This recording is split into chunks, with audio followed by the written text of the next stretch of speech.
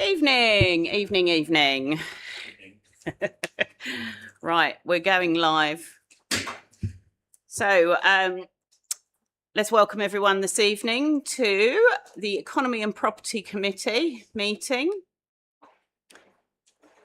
Can I ask that any remote participants keep their microphone off unless they wish to speak, and that the meeting is being recorded and that staff may use body-worn cameras within the premises.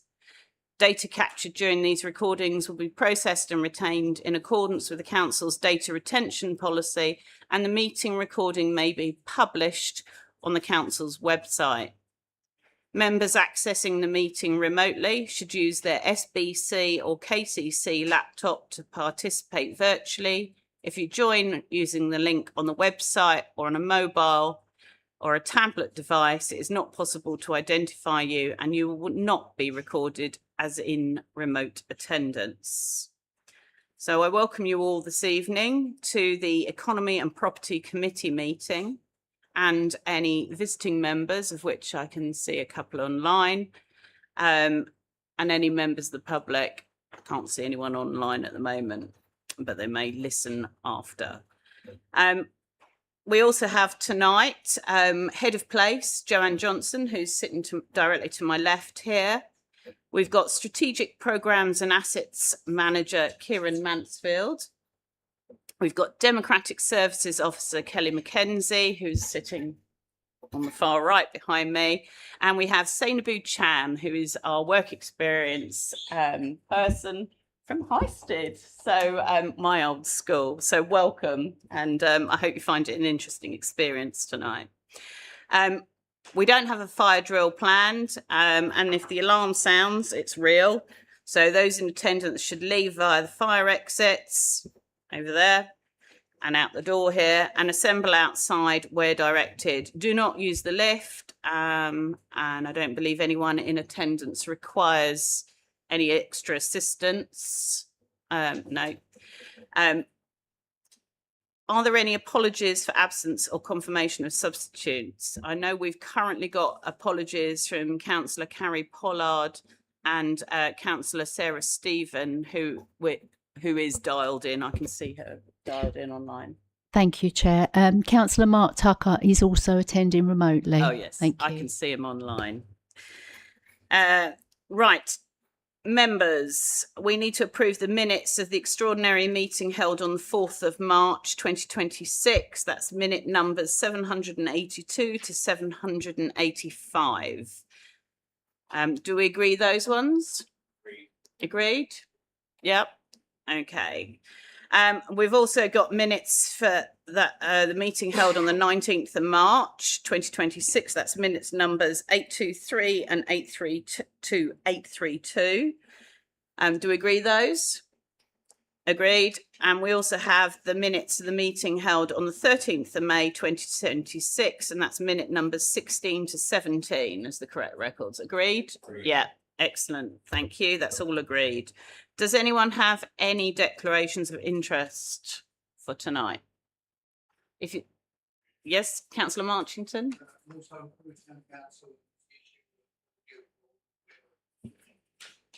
Okay, thank you. That's been noted.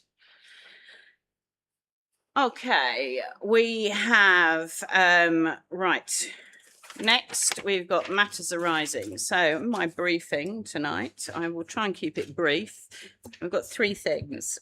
So I did promise you an update. So let me find my notes on the solar. Let me just find it. Right.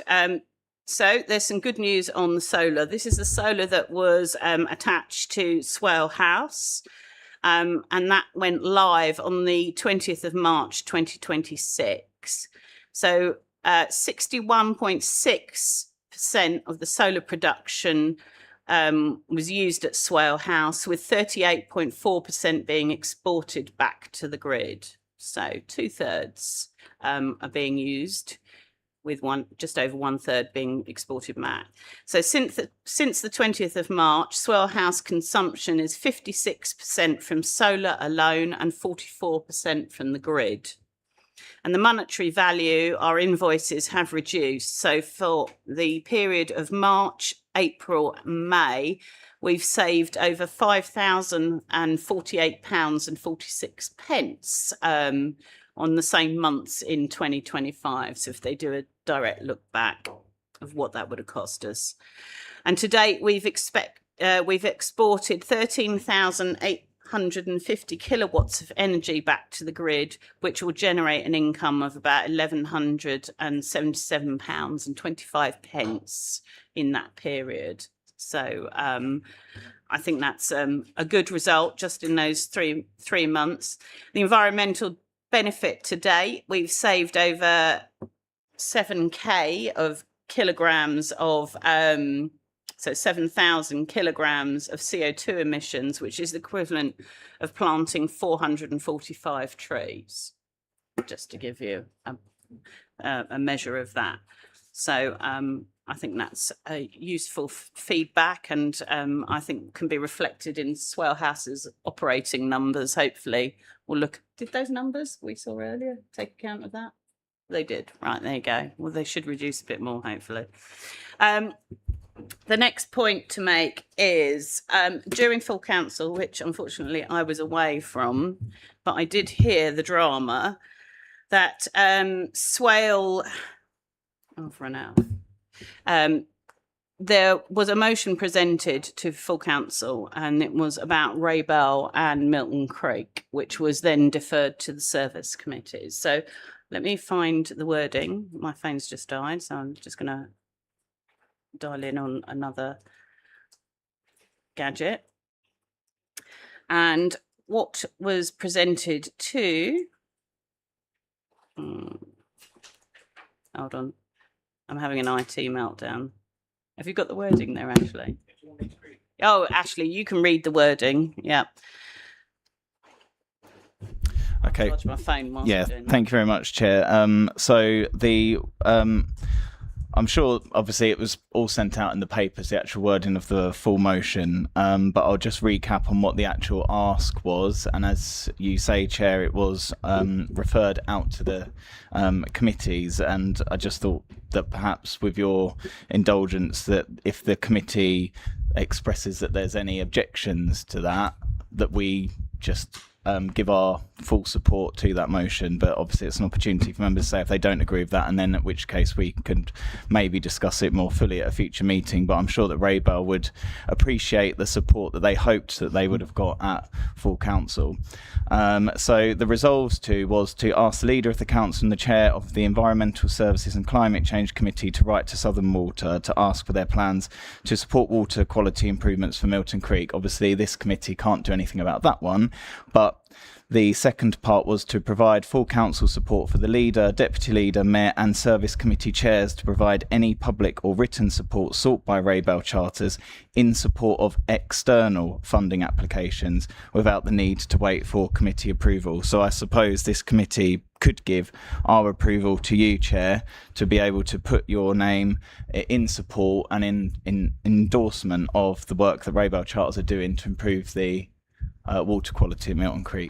And I'm quite happy to support that, because I do think it's really important that the water quality in Milton Creek, and it might come up later on in a particular item, is improved. Clearly, there are a number of issues around the creek there. So, our committee members, I'll take some feedback from you. So, Councillor Palmer. Yeah, I mean, if that's a proposal, I'm quite happy to second it, and I think how you've described it makes sense. I do feel that the mayor actually said it comes to this committee. So really tonight, if we approve and say it should continue, out they go and they can do what they do, it doesn't need to go anywhere else. And that speeds the process up in my view. I think this is just for me to take the feedback from the committee that you support I suppose the view that I could present and endorse that support to the Raybell for their work. So broadly, is the committee happy with that? Happy. Everyone? There's no dissenters? No? Good. Lovely. So appreciate that. Thank you, Ashley, for raising it. And apologies I missed it. I was on the beach. So, it is an important issue, and we would like them to continue their good work. So if the Rainbow listen to this, carry on. Right, we have a message here which is from Dolly, who chairs the Environmental Services Committee, which is tomorrow night. It's about Barton's Point, which is obviously an asset that we have discussed at length, and her committee have now come up with a form of words, and there's a recommendation for tonight, which for tomorrow night. So she's going to welcome any members from this committee who would like to go along as visiting members to discuss the Barton Point issue. Obviously, it's got a property dynamic. So I'm going to read you one of the recommendations that cuts across both this committee and her committee. It's being discussed tomorrow night. So this is the concession. The new concession at Barton's Point adopt a clear strategic aspiration to operate with strong community values, embedding community engagement and participation at the centre of its service model, potentially looking at an operator who is a CIC, a VCS, or a parish council.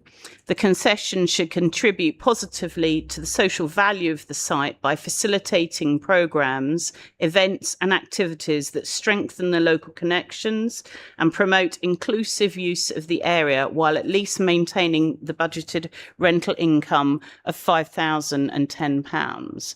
So I think broadly that is something that I know Joanne's worked on and had a look at this, because we want to maintain our rental income as it's a property asset. But it's clearly, it sounds reasonable, the ask that's being put forward there. So members, I would encourage you to go along and to support the discussion that's going on tomorrow night, and Dolly will welcome you. Okay. So that's my bits for my briefing over with. So we've got the items for decision by committee tonight, and the first one up is item 8. We haven't. The first thing is items for noting, which is the forward decisions plan is for noting. Are we happy to note it? Joanne, do you want to say anything about any of the items on it? Oh, Ashley, it's Councillor Wise. Thank you very much, Chair. Just on Queenborough and Rushenden, I just wondered what was happening with regards to our ongoing dialogue about that issue, and when we may hear something further, whether that's in writing ahead of some future discussion about that, because obviously we had an in-depth meeting with a representative from Homes England, and I just wondered whether we've heard anything further from them. There were a few suggestions from this committee there for them to look at the housing needs assessment for that area, the sorts of properties that we think are in need, and to sort of see whether that would impact the figures that they're putting together for the capacity for that area. So I just wondered whether we've heard anything further from them at all, and whether we may get something from them, even if it is in writing. Thank you. Yes. Joanne, would you like to come in on that? Thank you, Chair. Yes, so Kieran, myself and Emma Wiggins met with a couple of reps from HE last week, very recently. They are looking at the request that committee made to make the site more attractive, more visually appealing. During the meantime, they are internally looking at options that they might be able to put forward. They did provide the density information requested. It was quite a wide range, and I think we shared that electronically. If we didn't, we can do that. And then in terms of the wider actions, I don't think anything else was picked up in that meeting. We're talking about having a steering group soon, I suppose, once the summer period is over, when people are available to attend. I think that was it in terms of updates. Thank you. Okay, Councillor Wise, do you want to come back on that?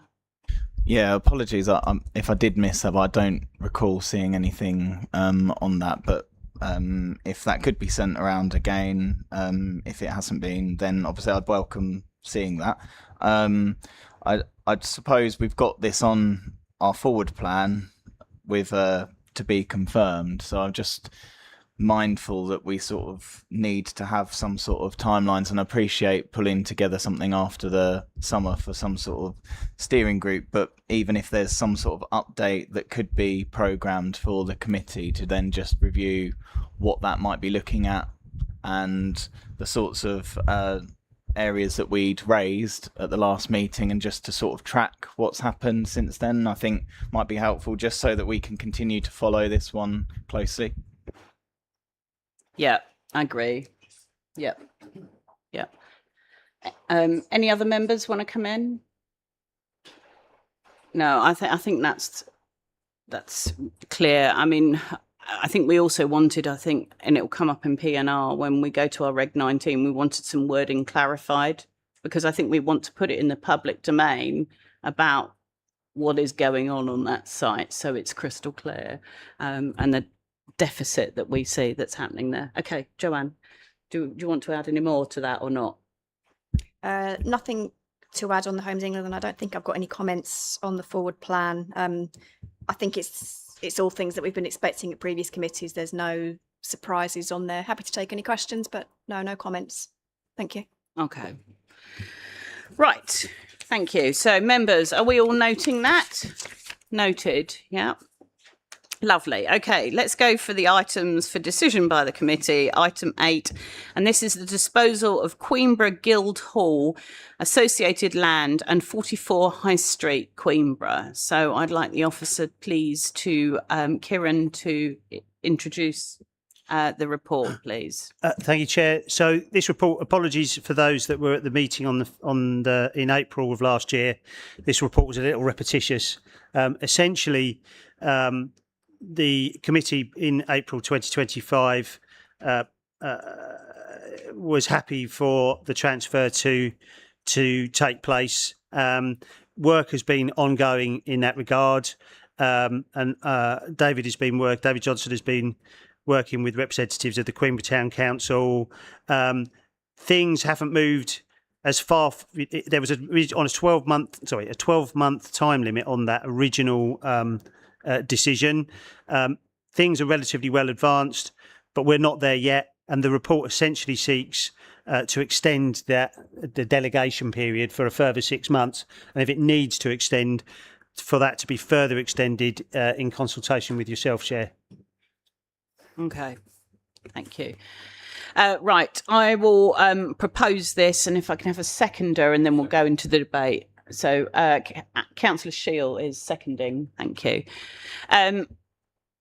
Right, do we have any questions? Councillor Shield? Thank you, Chair. I think extending it is the right thing to do. The Town Council obviously needs to make sure that they're taking a building that isn't going to cost the residents an absolute arm and a leg before they do so. The asset transfer is the right thing to do before we enter that local government review and lose whatever we've got. The Guildhall is such an asset to Queenborough, historically, architecturally, and for the Town Council, that I think extending it and making sure that that transfer is perfect is the best thing to do. Thank you, Councillor Shield. Councillor Marchington? Yes, thank you, Chair. I'm also a member of the Town Council at Queenborough. It's got a lovely asset building to look after. There's obviously been discussions about how much it's going to cost. And I used to work with the Spitalfields Trust on these sort of buildings, so I know the routine to go down to do fundraising on any issues that come up. I think you know all the details so far. Regarding the little parcel of land at the back, which is in sort of question as to what's here, the Town Council desperately needs extra land. You've got one little shed out the back, of which you've got various committees, the In Bloom Committee, the Clearing Up Committee, the Christmas Lights Committee. It's all trying to squeeze into a 12-foot by 6-foot shed, you know. And the food bank operates actually in their storeroom and takes over the committee room for 2 days a week, and has to empty all out again. Okay.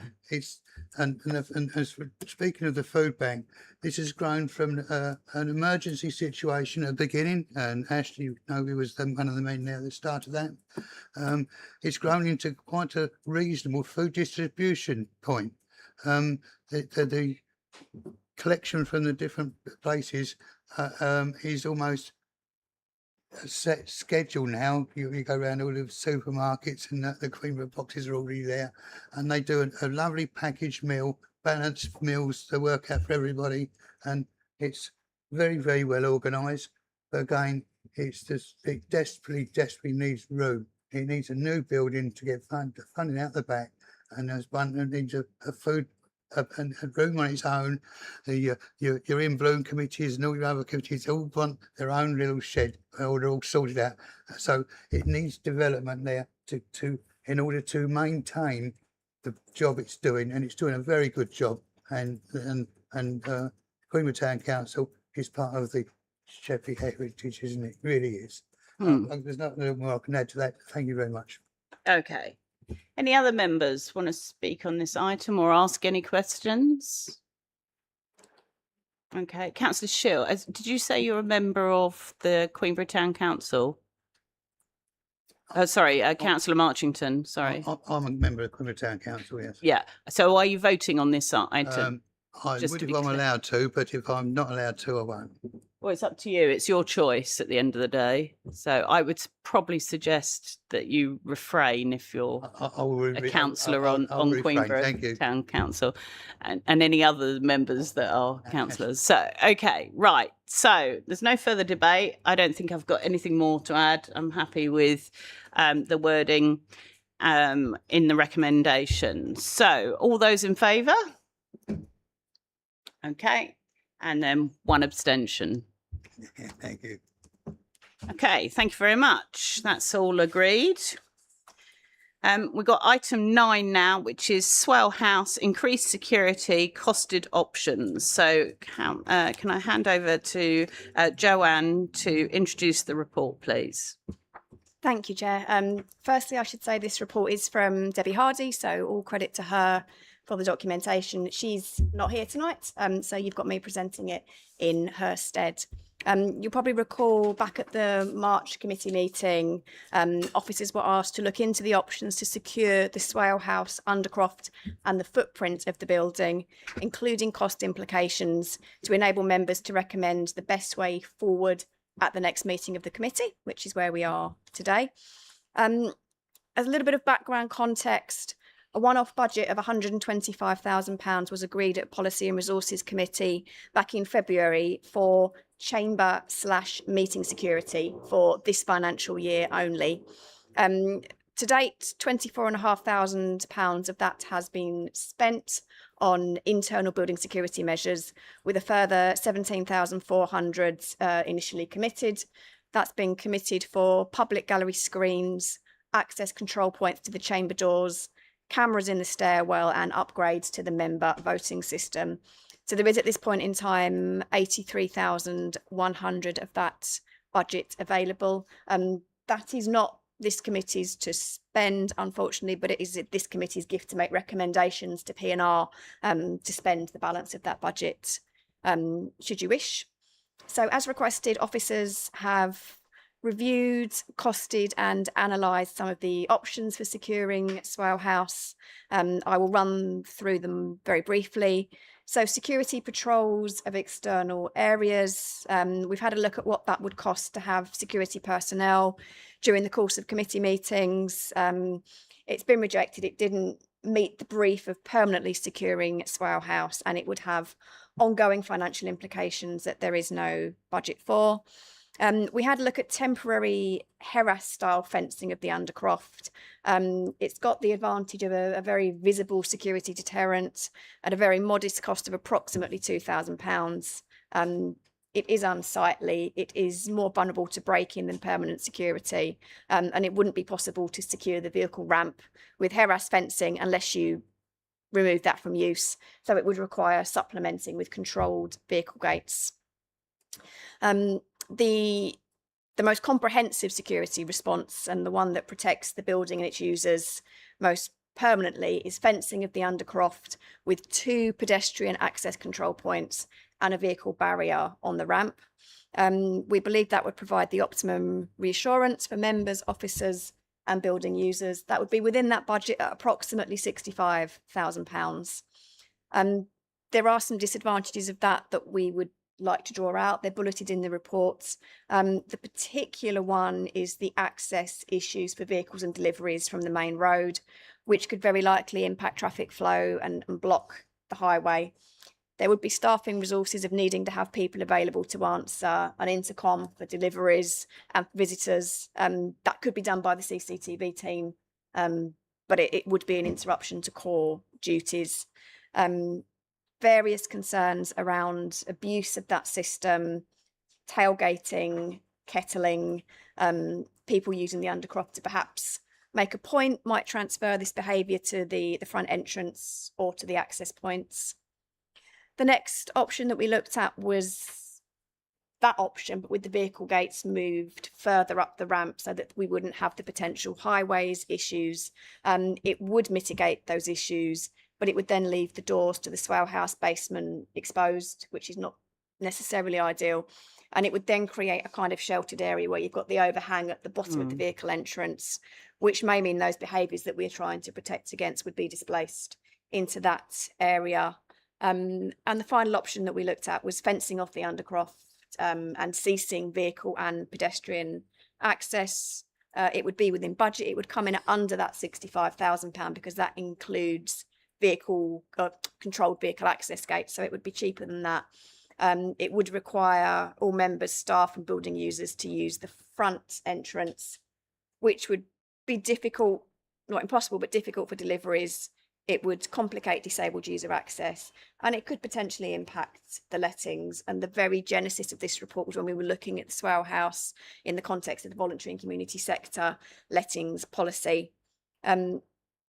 All of the above share the disadvantage of most likely displacing the issues to other parts of the town centre or the wider borough. On balance, officers believe that the disadvantages of a fence solution outweigh the benefits. That is, of course, for members to debate and to decide. It would be our recommendation that unauthorised use of the Undercroft continues to be dealt with as it arises using existing services and the powers and means available to them. So on that basis, the recommendations to you tonight are that you note the options to secure the footprint of Swale House, that you reject the options for the reasons set out in the report, and a final recommendation that members agree that there should be no tolerance to trespassers within the Undercroft, and that this stance should inform service approaches to relevant action and support. That last recommendation, should you decide not to fence off the Undercroft, is felt significant in terms of giving enforcement action, giving the services the mandate to take the action, the enforcement action options available to them. That's it. Okay, thank you. Right, I'm going to, and it's not an indication of what I support, but I'm going to take the recommendations 1, 2 and 3 separately. And I'm going to propose them. Doesn't mean I'm voting in favour of them. So I'll propose them if I've got a seconder. That's Councillor Wise as a seconder. Thank you. Members, open to you. Sorry, can't see anything. So, Councillor Clark. Yes, thank you, Chair. Just briefly, it seems quite poignant that we're actually discussing this tonight when we've got a new tenant in the Undercroft. Yeah, quite. So obviously, if we go with the recommendations, hopefully he, she, they, them, however many there are there, and talking to the facilities officer earlier, there was 3 of them in the tent last night. Hopefully they can be swiftly removed. Thank you. Thank you. I've got Councillor Last, I think you indicated, and then I've got Councillor Wise and then Councillor Leanne Moore. Thank you, Chair. I really and truly just want to talk about 3 and 2. Like, we've got a visitor downstairs and we're stating here we're going to take a zero tolerance action what's happening because it doesn't seem to be affecting. And two, I can't agree with two. There needs to be better security in this building. I think you're reflecting some of my thoughts. Okay, Councillor Wise. Thank you very much, Chair. It's probably a good job that I couldn't make the last committee meeting, because I don't know how many meetings I've been in since the issues we had last summer in the Undercroft, where people have had to hear me go on about this, because so spared you all me going on about it at that meeting, I suppose. But fundamentally, recommendation 3 is crucial in my view, because what we saw last year was deeply frustrating. It was deeply frustrating to see it as members. It must have been deeply frustrating to see it as staff. And if I would, forgive members of the public for looking at what was happening down there and wondering what that means for the competence of this council, because it must have done reputational damage to us, not least that someone was then assaulted with a knife down there as well. So it was a very serious issue that was unfolding, and it felt at times, well, all of the time, until eventually we saw some significant coordination between council officers, and I applaud them for the actions that they got to take towards the end of that period in October. But up until then, it seemed as if what was going on down there was just tolerated. And I think we have to be very clear when we talk about this issue and what happened last summer in particular, that whilst there were a number of rough sleepers down there, the vast majority of people who were spending their time down there were not rough sleepers. That has been confirmed by officers in the homelessness prevention team. A number of them have temporary accommodation, a number of them have a home. A number of them were very well known to the police for previously causing issues in and around the high street, mostly linked to street drinking.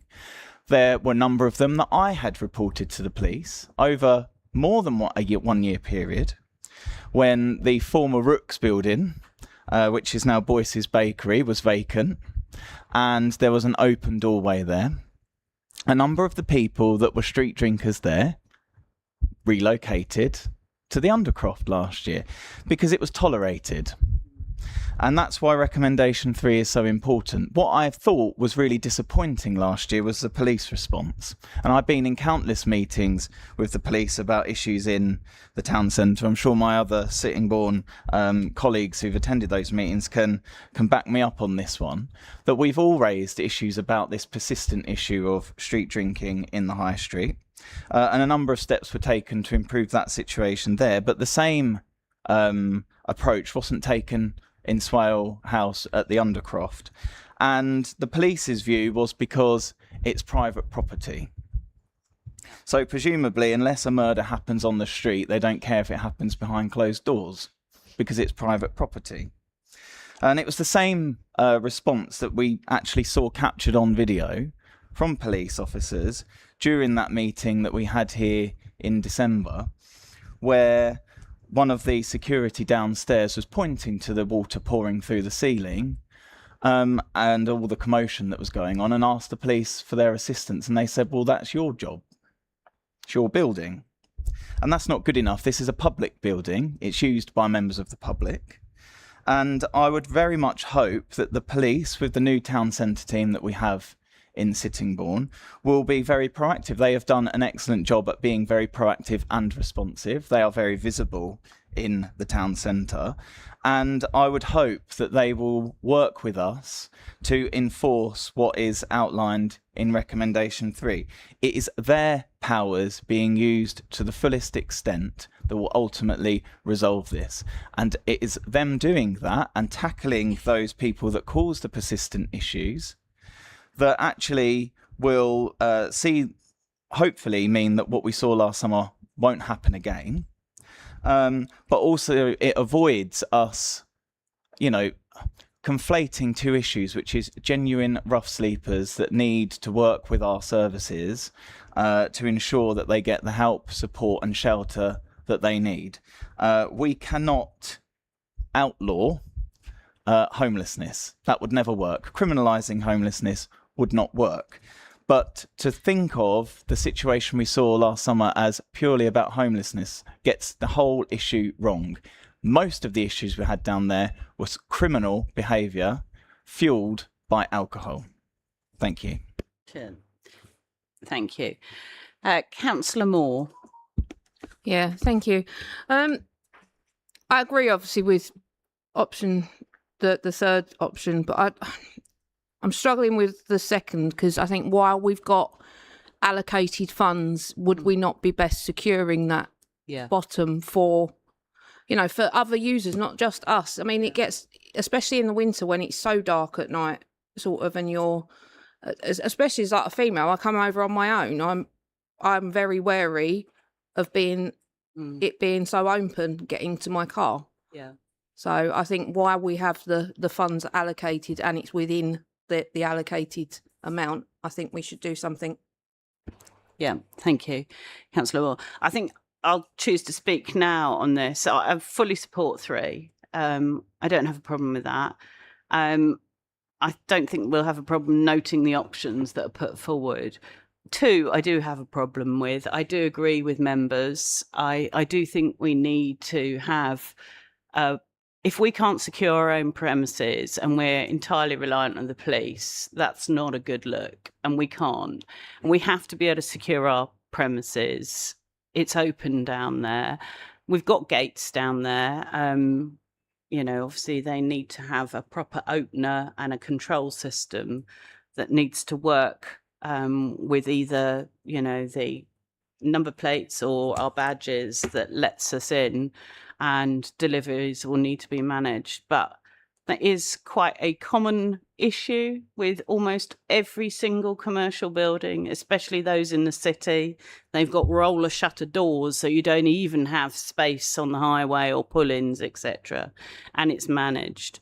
I do think if we have commercial tenants, which, there was always, if we want to realistically let this out, I don't believe a tenant will come and rent premises when they look downstairs and see tent city with street drinkers who are causing a ruckus.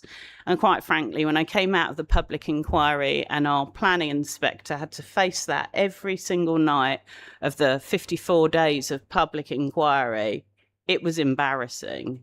To be a member of this authority, to say that we couldn't secure our premises to make people feel safe, not just me, but our visitors, our businesses and our community. So I think the costs are quite rich. I looked at the visuals on it, and actually it looks better than I thought it would, quite honestly. But there needs to be, I do think those costs are an awful lot. That there could be some work around that. We do have some businesses in Sittingbourne who I'm sure if we approached them that could assist with some of these things. And I do understand there's a health and safety thing around opening and closing gates that requires proper assessment. But I don't think we can just roll over on this. We do need to secure the building.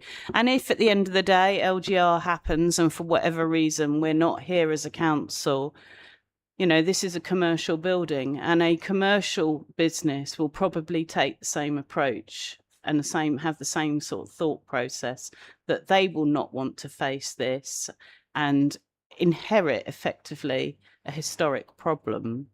So we need to get on top of it. And I don't think it's a good precedent to set for our property estate if we can't manage our own premises.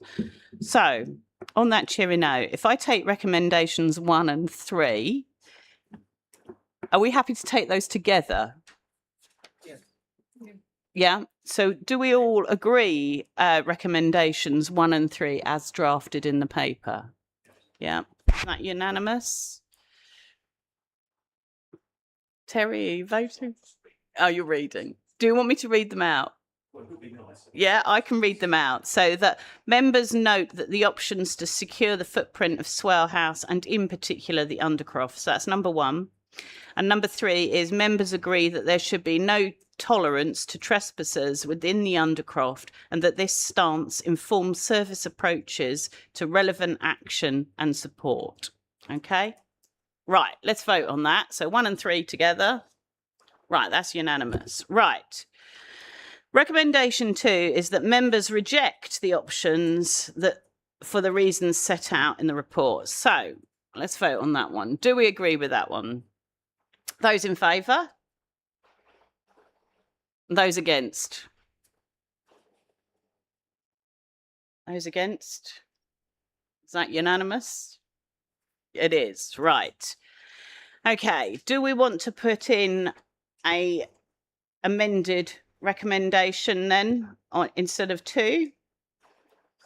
Is that action is taken to secure the Undercroft? Yeah. So this is a recommendation that will go to P&R that they secure the Undercroft. Yeah. Is that an agreement or is that a coming in with wording? Yeah, come in with some wording, Councillor Martin. Yeah, so there is one aspect that hasn't been looked at as a potential, which is the compromise position. And we do need to design out the crime. At the moment, there is not a natural barrier. You can close the gates of a weekend, as they do. And all right, you're secure from the east. You've got no pedestrian access from the east. They're both locked. You've sort of locked the front gates that we currently have. All right, you can push them, but it puts people off. But you can just walk through the side. Yeah. So why haven't we looked at the option of just fencing as opposed to everything has to be fencing and the remote barriers? Don't get me wrong, I think the fencing and remote barriers is probably the option we're going to be recommending.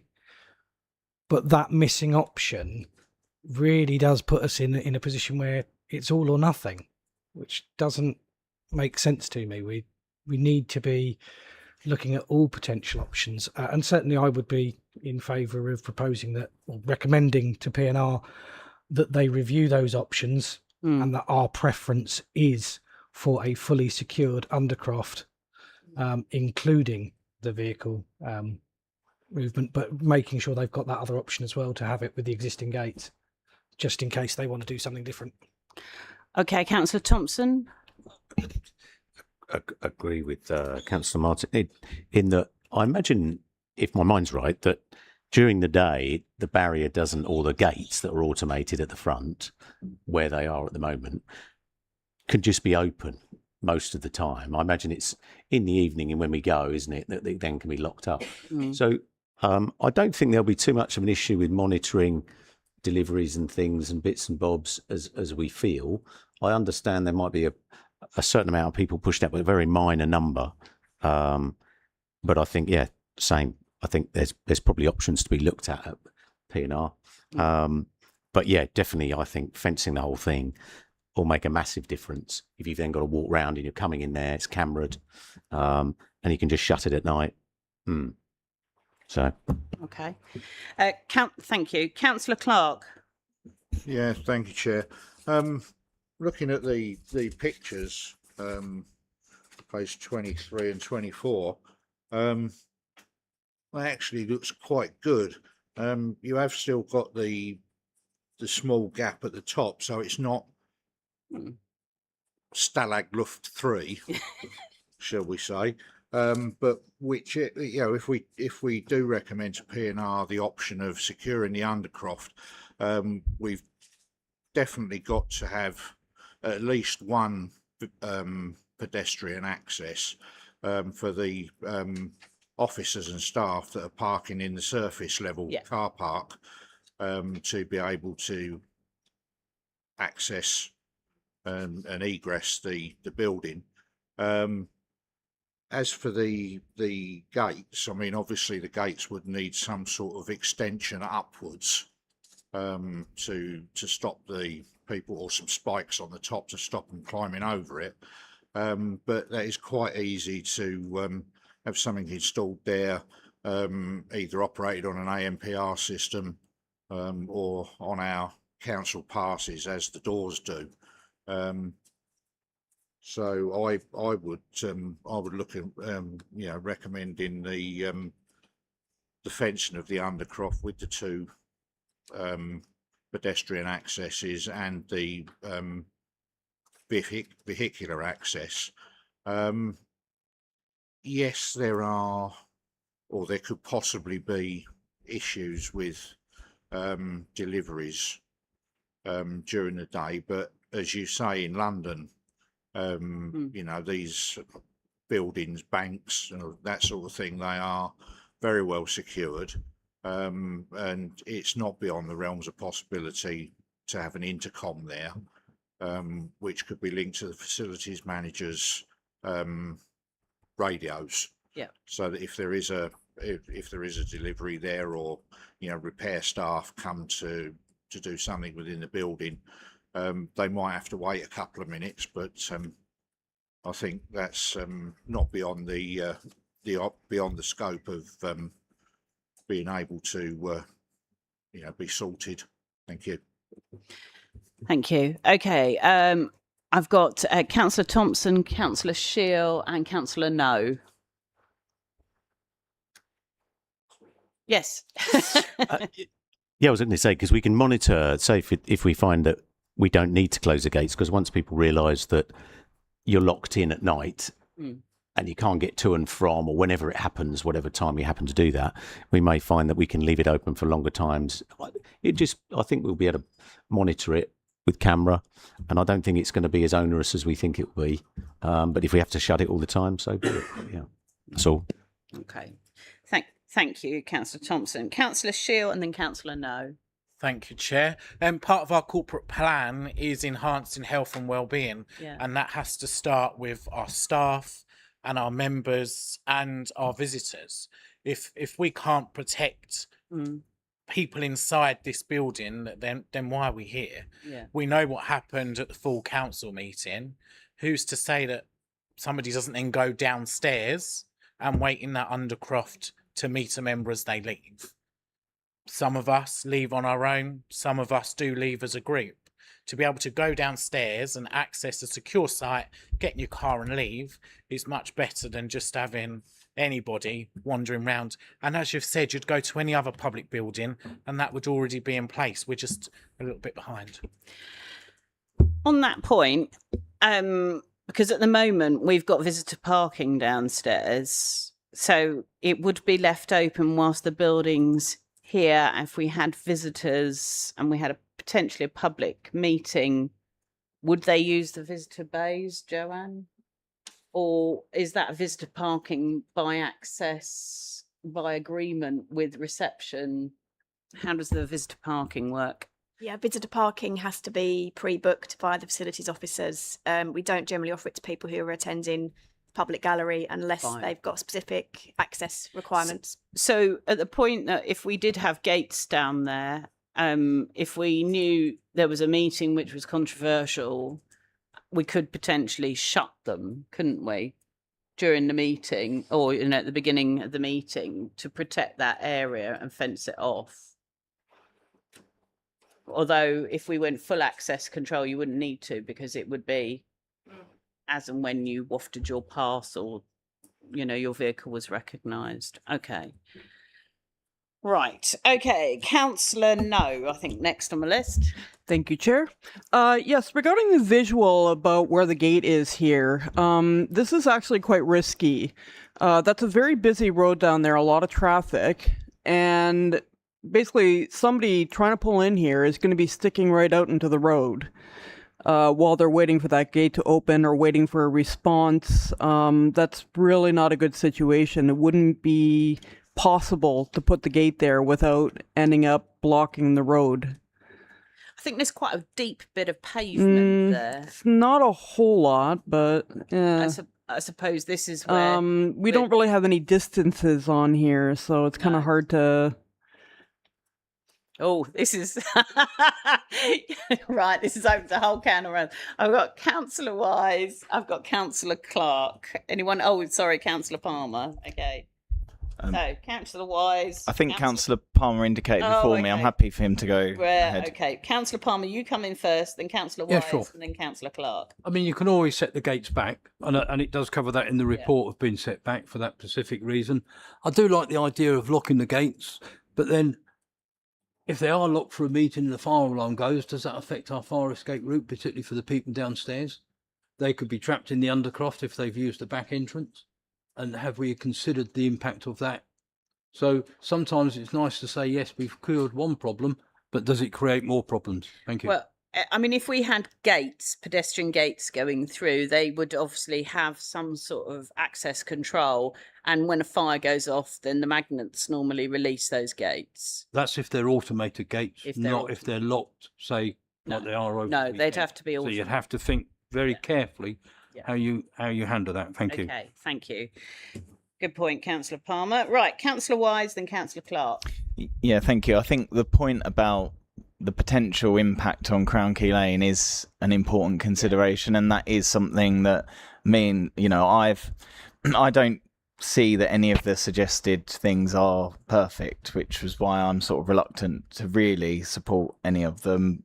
But I do understand, not least as well, because we do have tenants in this building, why we need to look at this properly. But that road has so many issues already. We've raised them with KCC. KCC have come out, the cabinet members come out even to see what we can do. I mean, Councillor Palmer's aware of everything that we've looked at. KCC members have looked at it with us, because there is a real issue in the mornings and around 4 to 7 p.m.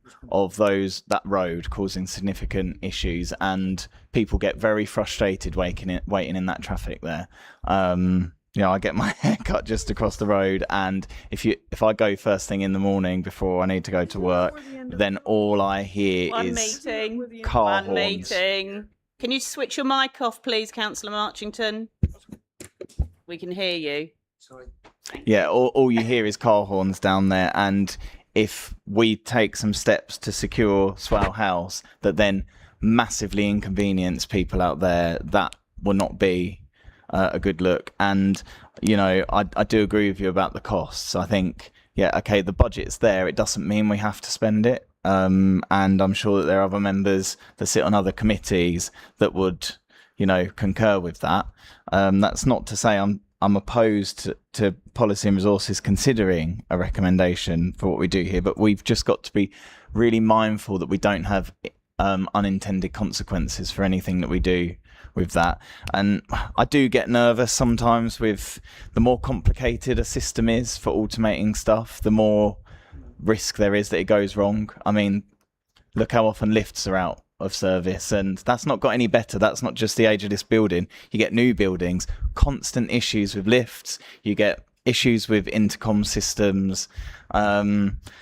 I'm really on the fence about this because I do not, pardon the pun, because I'm really not convinced that any of these is ideal, and I don't know what the perfect blend of those is. So I suppose I'm happy to support something to secure that, but I think Policy and Resources will need a lot more information about what would be the various, systems that would be used or for consideration, and also some indication of how long it would take to secure the delivery of this as well. Because again, if it ends up taking a long time, it's questionable for some people outside of the council. I totally endorse what my colleague said to me about getting this right. That was one of the biggest frustrations last summer is, staff and visitors coming to use this building were confronted with that all the time. And then obviously what ultimately happened with the criminal offences that were there, people know about this, and we shouldn't have people reluctant to come and use this building. There's all sorts of reasons why members of the public, businesses, partners will need to come and use this building. But I am, I don't want to get fully behind something that then has unintended consequences that then causes more inconveniences or more cost for the council in the long run. Do we know how much traffic we get in deliveries every day? How many delivery? Because it doesn't seem that many. I mean, I know there's occasionally one, and one did drive into my car and write it off. But I'll let the officer think about that, and then I'll bring in Councillor Clark, you wanted to come in, and then Councillor Moore. Go on, Councillor Clark. No, I'm going to give him a minute to think of an answer. Thank you. Yeah, I hear what everyone's saying about the possibilities of your cars backing out onto that part of the road. Whenever I enter the building with my car and I go into the Undercroft, it's very, very rarely that I meet anyone coming out. And 9 times out of 10, probably 9.5 times out of 10, if you like, there's no one following me in.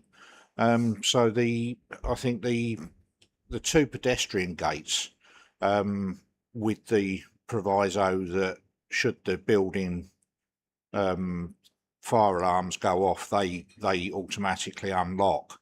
They could be controlled with members and members of staff's security badges, and the easiest way to stop any backlog out, or backups out onto the road, is to have an ANPR camera. So if I drove up, it recognised my car, open the gates, and if there was someone did come and turn in behind me, the ANPR could then recognise their plates and keep the gates open until they've gone through, and then shut the gates. I mean, that is it's a win-win system. I don't know how much extra an ANPR system to enter the gates would cost, or if you had it to enter and exit the Undercroft. So I do remember, Councillor Clark, a discussion we had about car parks and ANPR, because I was quite keen that we had that in our car parks. But because it's a council-run car park, even though this is dedicated for members and visitor spaces and members of staff, so maybe we can take it out of the general bucket of public parking. The ANPR systems are quite different, and they require a lot more space, and you need a run-in for them. I do remember Martin describing that. So it might be that it can be different, but they can look into it. We can ask them to. Well, even if I would suggest, I agree with you. It's not beyond the width. No. But I mean, if the ANPR system is going to be a problem, as I've said, and I mean, other people have probably, when I came into the Undercroft earlier on, Councillor Martin came in 2 or 3 minutes later, so there wasn't a problem with queuing out onto the road. I think we're making more of that than is, making a mountain out of a molehill sort of thing. So even if it was controlled by our badges, I don't think it would cause a problem back out onto Crown Key Lane. And I think probably where you've got a big meeting and everyone's coming in, because quite often I'm in that car park and it's not even half full downstairs regularly during the day. I think obviously if it's going to be a full house, then open the gates, leave them open and let people come in, but then you shut them fairly pronto afterwards. Now there is obviously a risk people can come in at that point, but I suppose they can be turfed out. But we've got a strict policy. It would be, we could, when we're actually coming through if the gates were to be left open, say between 6 and 6:50, to allow members to come into the Undercroft, should they so wish. I mean, I know some members park out on the surface car park, so obviously they would use the pedestrian entrances. But we could always take extra vigilance when we come into the building to make sure that there's no one sort of got a tent underneath their arm, so to speak. Okay, right. Okay, let's have a look on the list. So thank you, Councillor Clark. We've got Councillor Moore, Councillor Thompson, and then Councillor Palmer. Thank you. I think if you're looking at the picture, there's you can move the gates back sort of It's not the first One pillar, column. but one column, which gives you a lot more leeway, so there is no traffic blocking the road. Also, taking note of the fire exits and things. Does the fire exit that is outside of the Undercroft accessible by all floors, or is it just this floor? It's outside in the outside car park, isn't it? Because the one that if you go through there, because that is on the, if you look at the picture, you can just see it is on the outside of the Undercroft, so it wouldn't be. So if we're using the fire exit, we end up outside. We end up outside anyway, so it's not blocking the fire exit. Obviously, you'd have to check the other floors because you'd want the same situation, and then because really anyone this end is going to use a fire exit this end. Yeah. But yeah, there is ways and means around sort of making it secure, also not blocking the road and fire exits. Agreed. Okay, thank you. Councillor Moore. Councillor Thompson, then Councillor Palmer. Yeah, I was going to say, I think we're getting too worried about the road side of things because there's 6.5 metres to 9.5 metres with the original gates that are currently still there. Oh, okay. And the time that you would be there would be pretty minimal if it is locked. I don't know whether everyone uses these or not now, but this is my gate system for our public spaces to make them secure because of, funny enough, people drinking. And you just get an app and it goes to your phone. So everyone could have that. It's so simple now. You don't have got a badge. You can approach it as you go there. You've got the camera that comes up, tells you that you're there. And it's very low cost, amazingly low cost. And you can do it instantly and you can hold it open if you've got someone behind you, all these sort of things now. But yeah, because of the height restriction, I can't imagine there's too much in terms of big traffic because of the height restriction. So no one's going to be bigger than 6.5 metres. So I think we're probably worrying a bit too much, but that's all. Thanks. Okay, Councillor Palmer and then Councillor Worcester, who's online. No, very quickly, with the fire, I would say access to the ground floor would be by the exit doors. The above that would be the fire escape system, similar to that. So that's there. And I do like Councillor Clark's idea of 6 to, I think you said 6 to 6:50, but I would recommend that it goes to 7:15 so Councillor Bonney has the opportunity to get in. What are you saying? I'm vertically challenged. Right, Councillor Worcester. All the best people are vertically challenged, to be fair. However, I wanted a quick comment, really, that if members are concerned about the schematics of going in and out of the building, we do actually have engineers on staff that look at this sort of thing for other people. So maybe it's worth us asking our officers to just look at our own officer staff and say, have we got anybody who can actually apply some technical knowledge to the concerns of members for the incoming and outgoing of traffic in that area? And just a small shout out, because obviously lots of officers work 9 till 5, but we also have departments at the council that do not work 9 to 5. So, for example, our parking services operatives that go around and monitor parking for us in the borough, they're not on the normal stoppage time. So I'm wondering if it's possible, if we're thinking of doing this, to go and ask those practical departments that are going to be really affected by this for their input as well as members, because obviously members have highlighted that it's their working environment as well. For example, I noticed when I see the parking operatives go out, their parking is in the paid car park, not on the Undercroft, and they do access it via just going through the threshold that I presume would be one of the areas that we're looking at fencing off. So it's just an ask, really, that we're kind of involving every area that might be affected by this decision to make sure it's fit for purpose. Thank you. Yeah, and I think that's a point well made about design as well, and input. Also, we could ask the police, because they do secured by design input. They know the problems we've had, so I'm sure they'll be willing to help advise us as one of their partners. Right. we've had a good go at this. How do we want to proceed with this recommendation? We want to change it and I think the councillors have got a good understanding of the options that could be used to secure the premises downstairs, and some steps, maybe interim ones on a phased basis as a possibility. Councillor Clark? Yeah, I think we could put a recommendation through, or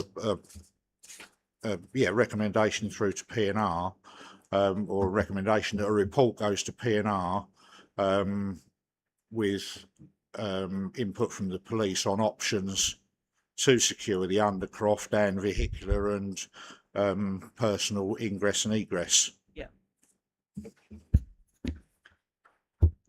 Okay. Do you want to give anything?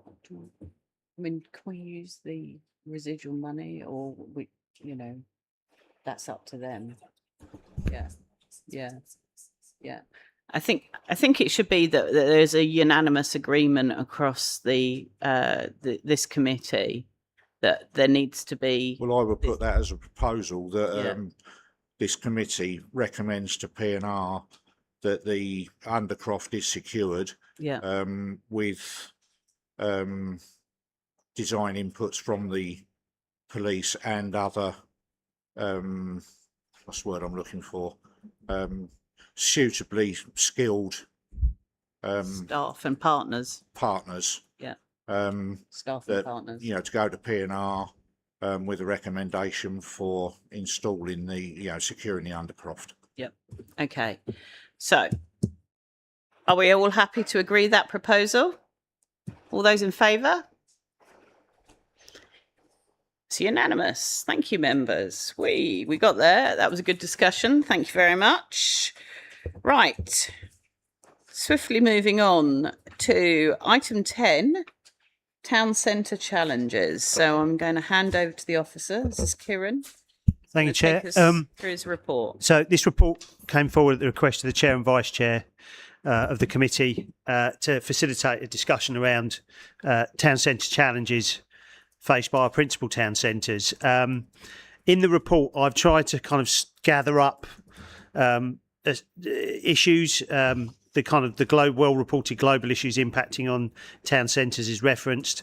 It sets out some of the context in our town centres. Vacancy rates are set out as they were measured at March 26, for instance, that shows that our town centres are faring either in line or better than at least regional and national vacancy rate averages, although that is far from everything. Also about the kind of structural issues in our town centres, I think most notably probably the fragmentation of the ownership in our town centres.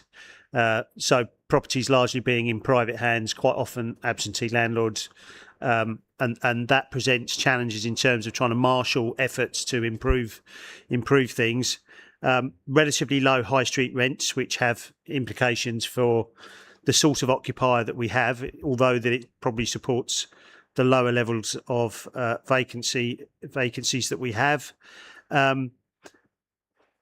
It goes on to talk about the council efforts in our town centres, and currently they have been focused around the use of external funding. We had allocations in the UK SPF, for instance, that were to support town centres by way of small grants to organisations. There is reference to the Sittingbourne Town Centre Plan supplementary planning document, which is the one specific town centre item that's identified in our corporate plan, and that the fact that sets out a vision, if you like, for Sittingbourne Town Centre, which we haven't been able to completely deliver on because of resource, albeit that external funding has been used to, and is still being used to support kind of elements of that through the current Pride in Place Impact Fund arrangements. Talks about, references the fact that we have let our street markets, which hasn't been the case everywhere. Markets have faced a tough time. We have love 'em or loathe them, we have managed to let out our street markets. I say it talks about the external funding that has been allocated, set aside for impacts on the town centre, and then enforcement and other legal powers. So this really tries to pick up the wider range of services who can have an influence in town centre settings. Obviously, there's been discussion already this evening about antisocial behaviour impacting on town centres, and Swale Community Safety Unit and the multi-agency discussions around hotspots are live and happening to try and address issues. Planning services are a key area around enforcement. Talks about Section 215 notices, which gives our council power to address specific issues which are impacting on the amenity of the town centre.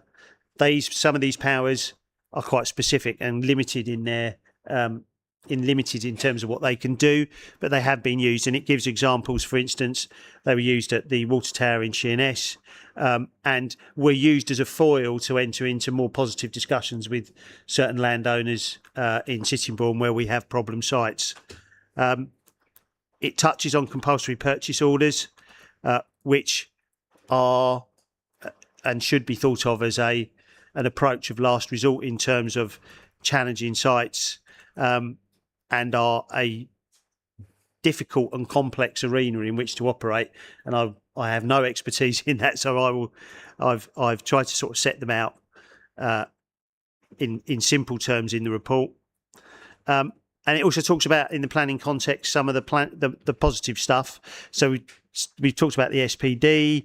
The council has undertaken a public consultation to introduce areas of special control of advertisements in parts of the historic town centres. And finally, it does talk about a relatively new power in high street rental auctions, which were introduced in the Levelling Up and Regeneration Act in 23 and became a power from the end of 2024, which sets out a legal process by which long-term vacant properties in town centres, councils can make an intervention whereby they ultimately, having followed a quite fairly strict legal process, can effectively take control of the letting of that property. That comes with challenges, quite substantial challenges around bringing properties up to a lettable standard, having to pay for that, and then seek to recoup funds from landlords is just one example of some of the challenges. And it's a power that has been on a slow burn nationally. I think there are a number of authorities, trailblazer authorities, that have picked this up, but have largely used high street rental auctions again as a foil to try and engage with landlords. I think in terms of actual rental auctions, there's been about 60 I've read that's been carried out since 2024 nationally. And the government has, though, recently announced this £10 million of new funding to support local councils with HRSAs, but no detail has been provided as yet. It's a very recent announcement. It is undoubtedly a challenge for us in terms of resource implications. The council doesn't have any dedicated town centre focused staff, which was the case historically, but we haven't had that since essentially since 2020, and even then it was fairly limited. So hopefully I've kind of tried to roll up all the issues and as a basis for members to have a debate on what's going on in town centres and the council's response to that. Okay. Right, members, I'm going to throw it open. So I've got Councillor Wise. Is there anyone else? Councillor Palmer. Anyone else? I'll get my list together here. Right, thank you. Councillor Martin. Right, so Councillor Wise, you kick off first. Well, I'll try not to kick off. No, far from it, actually. I really do appreciate the report, and I thank officers for spelling out, some of the stuff, for example, about the high street rental auctions and the steps involved with that. It was something that I, even trying to read about it online, couldn't really get my head around, to be honest. And so I really appreciate the way it's been explained here, because I think I may have finally got to grips with that. And it was this meeting that we held not last week, was it? It was the week before. I'm losing track of time, of the Sittingbourne Councillors and Residents Forum. We had a discussion here with some high street businesses and members of the public, and it's really helpful that we are taking the time to talk about the issues that are facing our high streets. Obviously, the government's given Pride in Place impact funding to us in recognition of the fact that high streets are an important part of our towns, and for Sittingbourne in particular, and that's where I've got the most knowledge to be able to talk about. So sorry if it's a bit parochial, but I will just focus on that because the table in 2.2 underscores this. The vacancy rate in Sittingbourne is 12%. In Faversham, it's 6.2. In Sheerness, it's 8.7.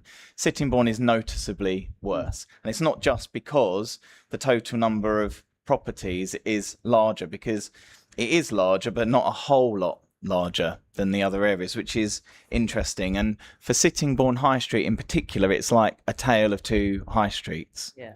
After Roman Square, that's where you really start to notice the vacancy issue. And it's also where a lot more of our independent businesses are. And it's really hard for them. They are the ones that are really having to put their sales out there, try everything under the sun to get people through their doors and maintain a customer base. And down that bottom end, that's where we have the eyesore of the former Bell Centre, the eyesore of the former cinema. We've got, as you walk up there, the empty Busy Bees unit, the old Iceland shop, the former Blundell's toy shop. That closed in 2008. That's when I was still at school. I was walking past that and it was empty. We've got the empty former DNA sports shop, probably showing my age there because there's been something in there since then. Likewise, there's an empty Euro food store. There's the old Computer Plus shop. Again, that's been several things since then. Again, showing my age a little bit there. And the empty Media Arts Centre. I may have even missed some. There's also 3 empty units over in Roman Square. It seems to me that there are lots of people that own these properties who have no attachment or interest in Sittingbourne. They are more than happy to see them sitting there empty. For something to be left empty for 18 years suggests to me they have no interest whatsoever in our town. And to see the ongoing saga at the Bell Centre site and the cinema site, our officers have to constantly push and cajole to get them to even make those sites secure. Yeah. That's not good enough. And if you extend the footprint out slightly to West Street and East Street, we have more empty units there. We've also, though, had loads of new businesses open in the town recently, which shows people do want to come here. We had, a shop open in the Forum that saw people queuing for over 3 hours to get in there on opening day. There is real potential and real opportunity in Sittingbourne, but we don't own those units, so we can't dictate what happens. But reading this report, I would really like to explore whatever we can do with the use of our enforcement and legal powers, and I know that officers have been doing some work on this recently, and looking at using these high street rental auctions to make landlords consider, do they even want to be owning this property any longer? Get someone in there or sell it. That's what I'd like the message to be from this council. I'd also like us to look at what we can do to try to make sure that things like the area of special control of advertisements and our conservation areas are properly respected and enforced as well. I noted at the June Policy and Resources Committee that there were funds allocated for the Heritage Strategy Fund, and whilst that's not directly within the remit of this committee, I'd like to initiate a conversation in this council about whether we continue a process of ongoing reviews of those conservation areas, or we actually use those funds over the next couple of years before we're abolished to properly enforce what's happening. There are blatant breaches in Sittingbourne, Sheerness, Milton Regis, and on occasion in Faversham as well, although I think they do a very good job of the businesses working together there to make sure that things are well respected in terms of the conservation expectations there, but there are still breaches. And I'd really like us to look at that in partnership with where they have them, town councils. And I'd like us to look at what might be possible around these high street rental auctions, where we have town and parish councils as well, in partnership with them. I think that there could be some really productive work that comes out of this that shows that we want our town centres and our high streets to be really well used and are shown to be really well regarded by this council. Thank you. Okay, thank you very much, Councillor Wise. Councillor Palmer. Yeah, I agree with everything Councillor Wise has said there, and I think it's a shame because, not that you said it, but I think I know a lot of people who say to me, we will not go into Sittingbourne High Street. It is depressing. Yeah. They don't feel the services are there. Yeah. They feel threatened and intimidated, particularly women. Yeah. And I think Councillor Wise said something earlier about the drinking problem. I've sometimes raised with planning enforcement section 215 notices. We seem to have the ideas, and I'm pleased it was used on Sheerness at the water tower. But do we have the stomach as a council to actually enforce some of these things? Hastings Borough Council about 12 years ago had the similar problems on the seafront. And they decided as a council to take firm action. Do we as a council want to say to our planning enforcement team, yes, issue these notices and do it? Yeah. The vacant shops, yeah. Is there a stomach for this council to say, we're going to sort this out? High streets should always be a focal point for people to meet. I think the problem is online shopping have led to a problem, and we need to look at how the high streets are used to attract a focal point. And I would say families are a good focal point and people to get into the high street, but they must feel safe and it must be secure and neat and tidy. If Hastings Borough Council could do it, we could probably do it. But it takes a determination, and I sometimes feel that planning enforcement don't enforce. And it's across the board. And you get that feeling from everywhere you go and you speak to people. So I think planning enforcement needs to be asked, what do they need? And will they be prepared to carry it out? Because you get, well, it's not in the public interest. Well, the public might disagree. Thank you. Thank you. I have to say planning enforcement came up in the rural meeting the other night. I think it's across the council now and across various, I don't think it's political parties. Everyone is saying the same thing, is there's just not enough enforcement. And particularly evident in our town centres. And I think what's even more obvious from this, as well as the feedback we had from LGR and the consultation about parish councils and town councils, and that Sittingbourne won't have a town council. And I think if there's one thing that you screamingly need here is a town council for the custodianship for Sittingbourne Town Centre, and we're not going to have that. And I find that really disappointing, because as a council, it means somehow we are perceived to be taking up the shortfall where that custodianship is. It doesn't have that custodianship. Anyway, right. Councillor Martin, come in, and then Councillor Moore. Yeah, and I apologise for being the pessimist in the room. Look, it's a really good report. The question is, have we really got any resource to do anything about it? Yeah. We can take the table at 2.2, and we can look over the last 25 years and go, we've spent how many millions in Sittingbourne? We've spent how many millions now in Sheerness? And then we've spent about $1 million in Faversham. And actually our return on investment is better in the one we've spent the least amount of time, the least amount of money on. That's concerning in and of itself. Yeah. Have the actions that we and our predecessors taken moved people away from the high street?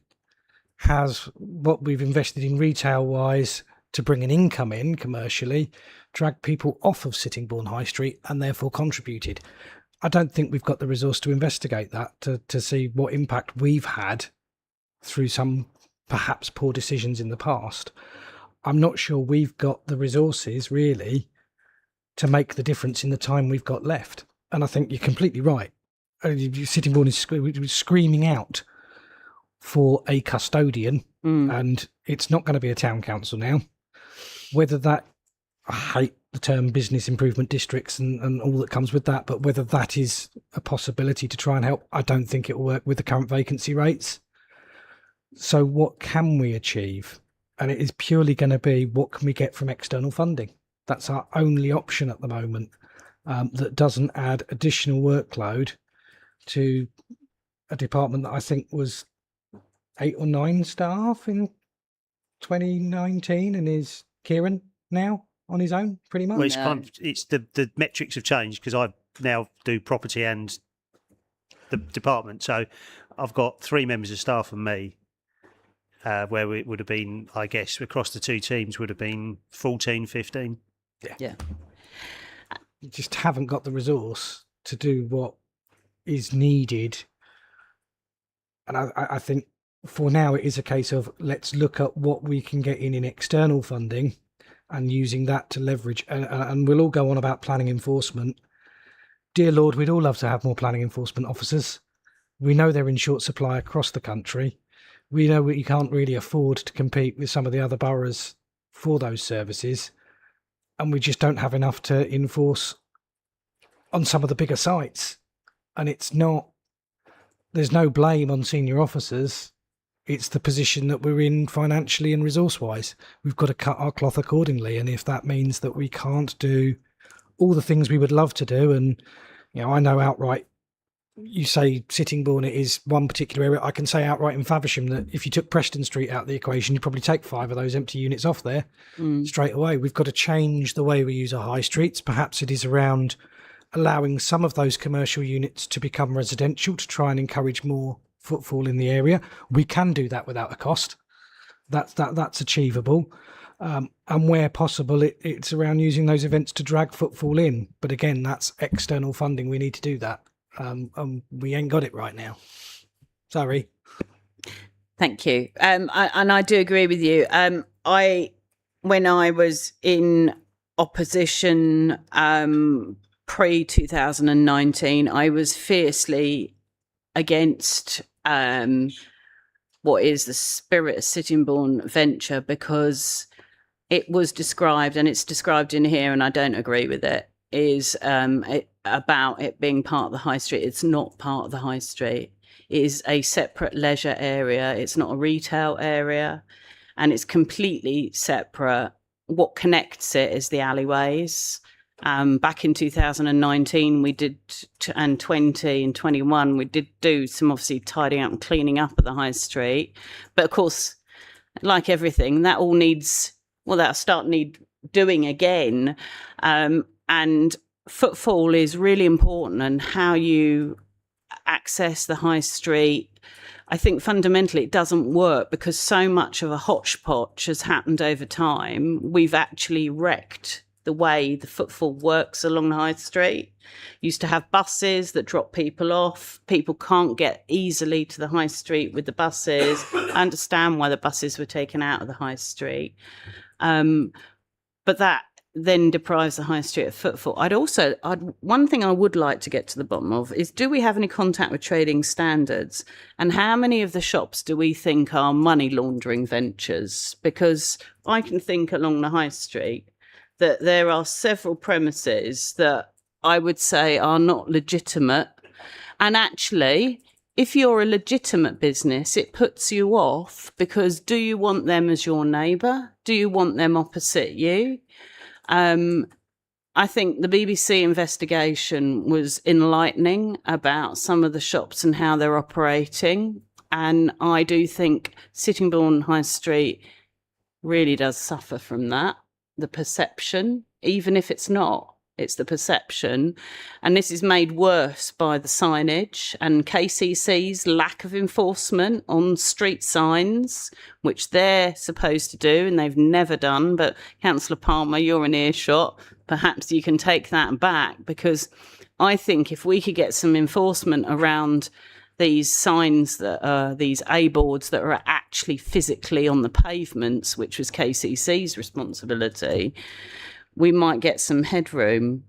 But I'd be quite keen that we maybe do some work with trading standards or ask our officers to have a word with them to see what action can be taken, because it is a blight. It's a social blight and it's a business blight. The other thing is around business rates. People only leave properties vacant if it's not costing them. If it's costing them, and it's costing them dear.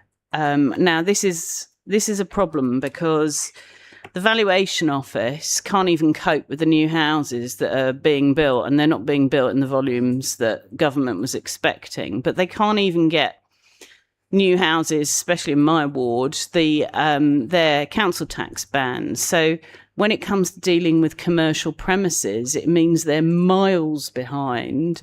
So if anyone does want to adapt their premises or change their premises, they can't get the right appropriate business rate banding. Now, that is something that has been discussed at the Kent and Medway Economic Partnership. And I do believe a letter has gone to government, but certainly there's a letter around council tax banding.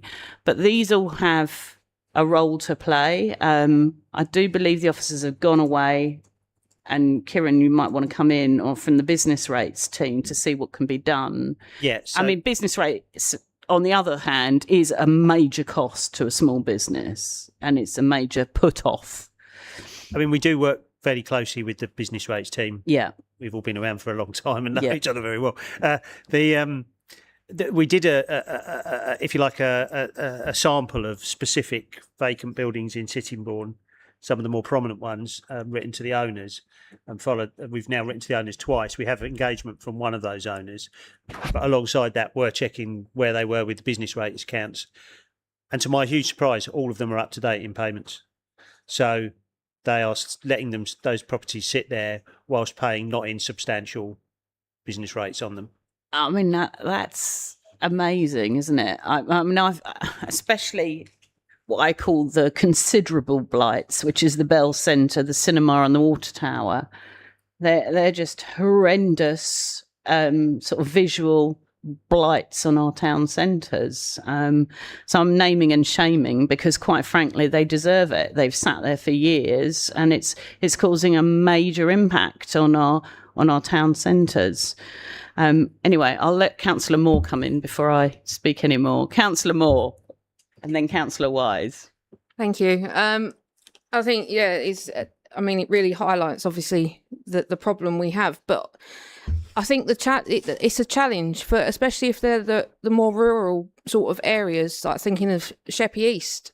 They can't get to Sheerness, or they might be able to get there, but then they can't get home. And so how many areas are, and because I know Faversham, I think Councillor Martin, correct me if I'm wrong, but Faversham provide through the town council a sort of bus for the sort of to access. Is that what is benefiting Faversham? Is that what we need to do through our parishes or town councils on the island, and say what you can in Sittingbourne is provide a service for the more isolated areas, so they're not using online shopping and things like that? Actually, that is a really good point, because my villages don't have a bus service anymore, and they would have come in and used the buses and spent 4 hours in the town centre, because they had basically no choice but to spend 4 hours in the town centre. And it's a really good point. That has had a really key impact, I think, on our town centres. I mean, especially sort of on, like, times wise, sort of from where we are in Laysdown. By the time you get to Sheerness, you've got to get on the bus to come back, because you can't, otherwise you're there past the school sort of drop-offs, and there's not really many of the shops open. So it's like, what's the point, unless you've got a car? Right. So I think maybe something along them lines, which could bring in the other councils and things to help? I'm gonna point now, Councillor Martin. How very rude! I'm going to bring him in just before Councillor Wise, because you might want to say something on the bus services that the town council fund in Faversham. Yep. So there's a combination of things that I think the town council is doing that assists. So the first one, as you rightly point out, is the community hopper bus. That started initially with a grant bid for the community transport fund from KCC, which is still going and is putting out more grants, I understand, coming up soon. It is worth doing. That's expanding, hopefully, in August to have a Saturday service as well. Hallelujah. So what was that grant scheme called? It's the community transport grants. And again, there's a little bit of cash that we work with. So I think all parish council pay a small amount in, and Newnham and whatnot, but the vast majority is town council, and that's volunteer bus drivers. That's the real key, is getting the volunteers. Right. Hence why it's taken this long to get to a Saturday service. Right, I see. That helps, but you can't rely on the bus service on its own. No. If your parish is running events as well that do bring people into town, so this weekend it was Pirate Festival in I saw the pirate, yeah. Despite the complaints about the loud cannon from Sheppey Pirates, that dragged an awful lot of people into town on a day where you also had the antiques market. So there were people spending their time in town. And okay, yeah, the town went dead bang on 5 o'clock, but I think everyone was going for a nap for some bizarre reason. I'm not sure why. They'd been shot by cannon. So something like that. And then again, it's also the other nice to-dos that we can't afford to do anymore as a borough. Yeah. But the parishes can. So doing the floral displays, having somebody that can go out and wipe a bit of graffiti off a bin before it's reported to Swale. It's not a terrible thing. And actually, it's worth that little bit of investment to do so. But each parish has to do it according to to what they can afford to do. And while I'm here, I will point out, as we were naming and shaming, Kane's Amusements on Preston Street. Anyone? Oh, yeah. I think that's been shut for 25 years. It's been 25 years since anyone's been in there. And I think the stickers that we put on in 2019 are now coming off the windows. Right. That's it. So it is not just a problem in areas like Sittingbourne. It's a problem over it, and it's always the same buildings that seem to sit forever and ever. Or you get someone come in, Poundland, last a brief period, and then as soon as their lease is up, off they go. So it's getting those longer leases too, but we don't have control on that. I mean, it sounds to me like there are some properties we know that have sat that would be on a list that if we said, right, we want a community auction, whatever the phrase terminology is, we could come up with a short list. So, I mean, I suppose where we've been successful as a committee, as a council, has been to have what I call oven-ready schemes. So when a pot of money is made available by government, we've got some idea of where we want to go with it. So I suppose from this discussion tonight is trying to get a steer of not just noting the report, but building that arsenal of projects that we can have up our sleeve, ready to go, should we see the waft of funding come our way. Right, on that note, Councillor Wise. Yeah, I mean, thanks, Chair.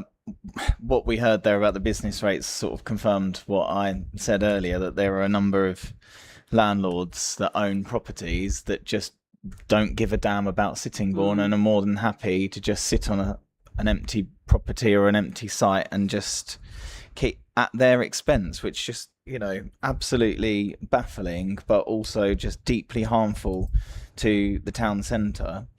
I think online shopping, yes, that definitely is an issue. But then, as Councillor Martin said, you go to Faversham last Sunday and there's something on offer there that online shopping can't give you.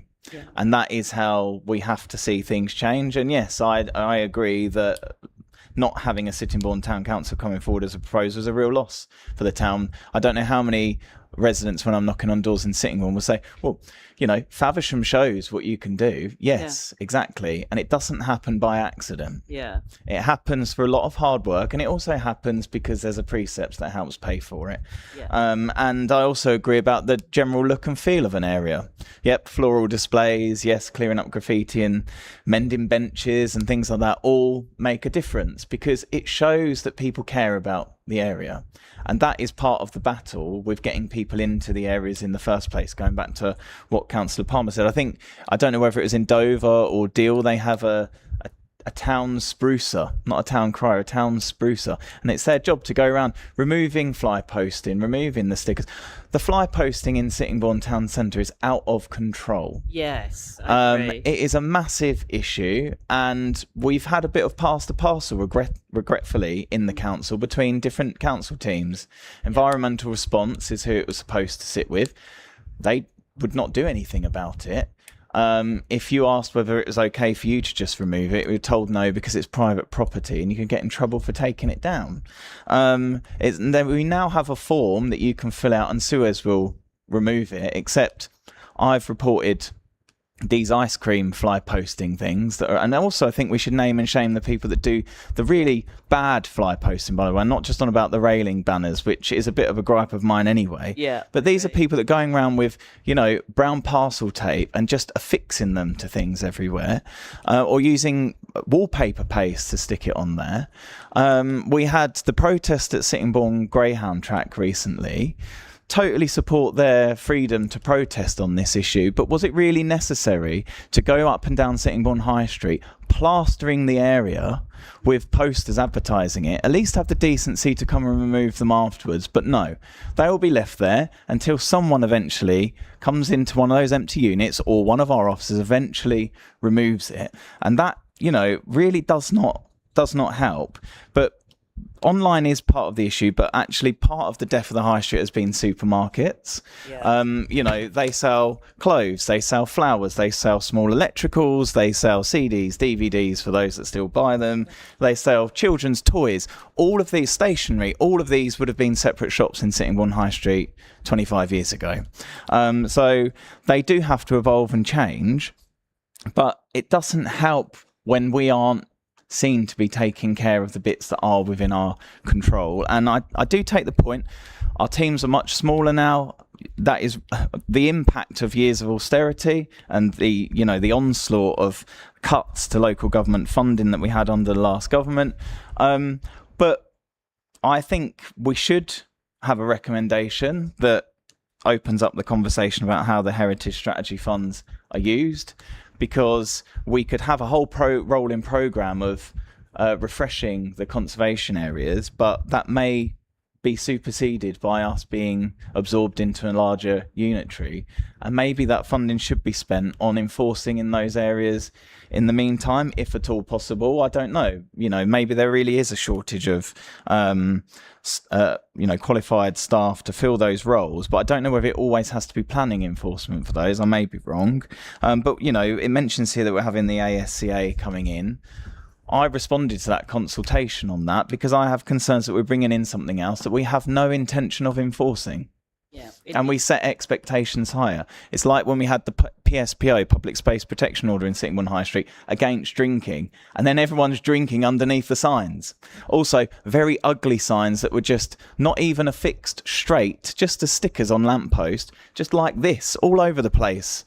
Nice little jaunty angles that actually just look like fly posts in and of themselves. Councillor Wise, did you make a proposal to Policy and Resources? Yes, that so they I've actually brings me take to enforcement action a couple on of the proposals, actually. So I would like there to be a recommendation that we do explore the high street rental, what they call again? auctions. High street rental auctions, HSRAs, and where they have them in partnership with the town councils. I'd like us to explore that with them. So where would these powers be useful?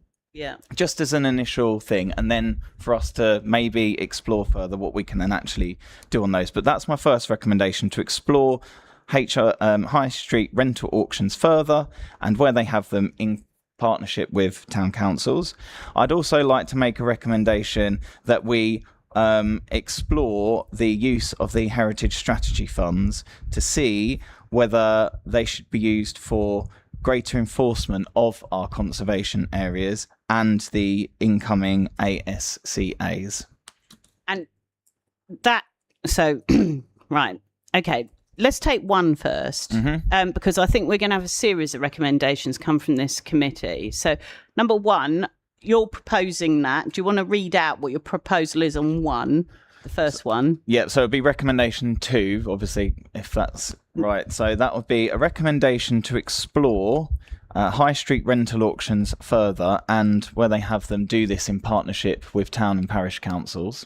And to look at a list of assets. Yeah, with a view to appropriate. pulling together a list Yeah, where okay. these powers could be used. Okay. I'm happy Want to second that. Oh, Councillor Palmer wanted to second that. Yeah. Okay. Right. So let's debate that one. Do you want to debate it, or do we want to vote on it?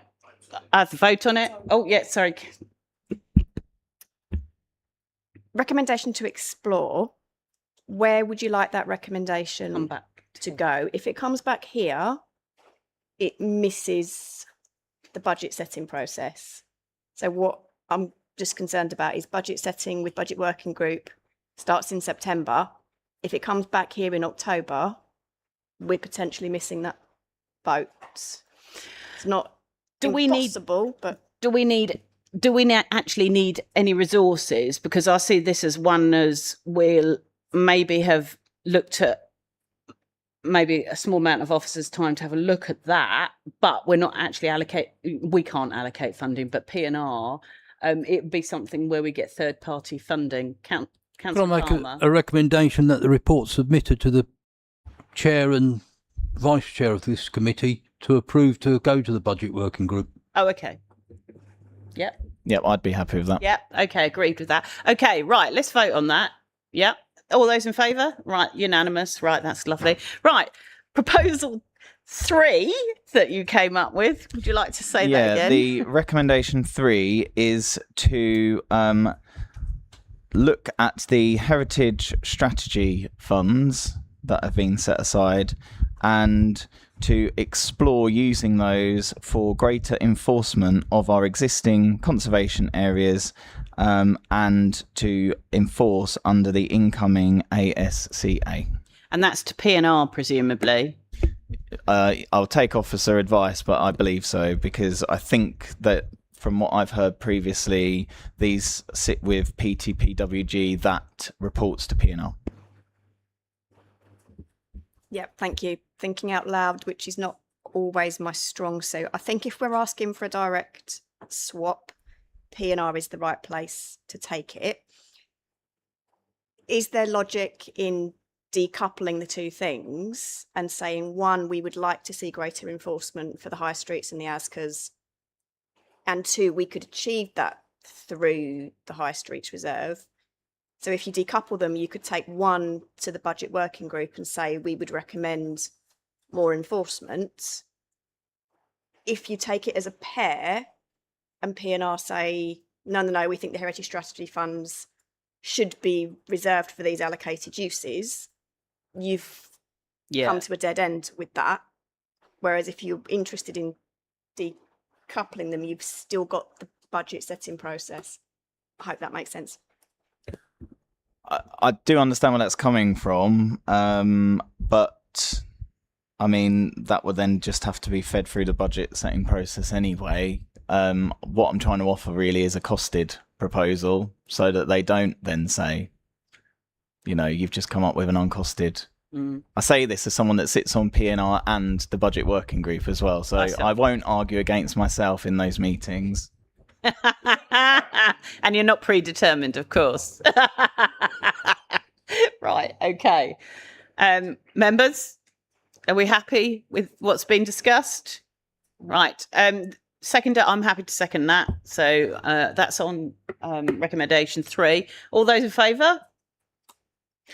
Right. Ashley, anything else on your list before we move on? No, I think that's it. Thank you, Chair. And I know that I do get on my soapbox a bit about this issue, but I do think that our high streets matter a lot to our communities. And so if there are any other listening members of Policy and Resources, I would just hope that they understand the conversations we've had here as a committee and why we brought this paper here this evening. Thank you. Okay. I've got Councillor Marchington and Councillor Palmer. Anyone else? No. Okay. Right. Councillor Marchington. Yeah, it's just to change the track just slightly. In the last few years, I've been doing a lot of shopping in high streets because I've got a lady wife who's wheelchair bound, you know. And the one thing I've noticed in all the clothing shops, they've all reduced their stocks a lot, but they've really picked up on the fast van delivery service that they've got. Really have picked up on it fast. This buy something, try it on at home, bring it back, change it for a different. So it's something that I've noticed just happens all the time, very, very fast. Sorry, Peter, could you put your microphone a bit Sorry, closer? we're having trouble hearing you. Can you put your microphone closer to you? I do That's it. apologise. That's all right. I just say the shopping, the clothing shops have picked up on this fast delivery service where you can try something, take it home, bring it back, and it's become like a norm. And I noticed that it's become a natural thing amongst the shoppers as well. They accept it as a going service, and it's given the high street clothing shops a fight back because they're by utilising the fast van deliveries because they say, "Oh, we've got that. We can have it in the morning." They just haven't got that colour. They can have it here in the morning.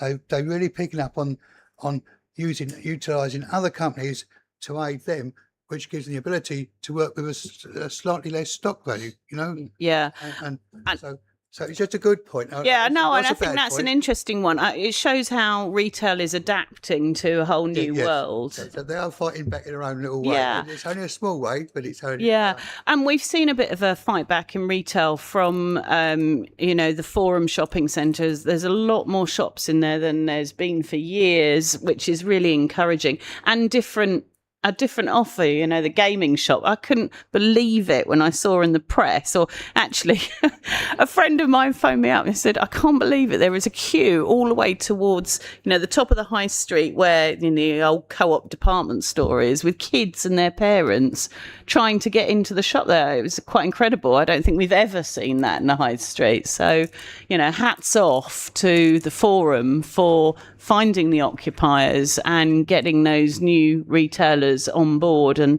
I wish them success in that. So, Councillor Palmer. I was just going to say very briefly on the Kent Trading Standards and the shops in the high street, they're probably more reactive because they rely on intelligence coming in from whether residents, members of the public, other businesses often report. And all I would say is if you suspect anything, then send the details in.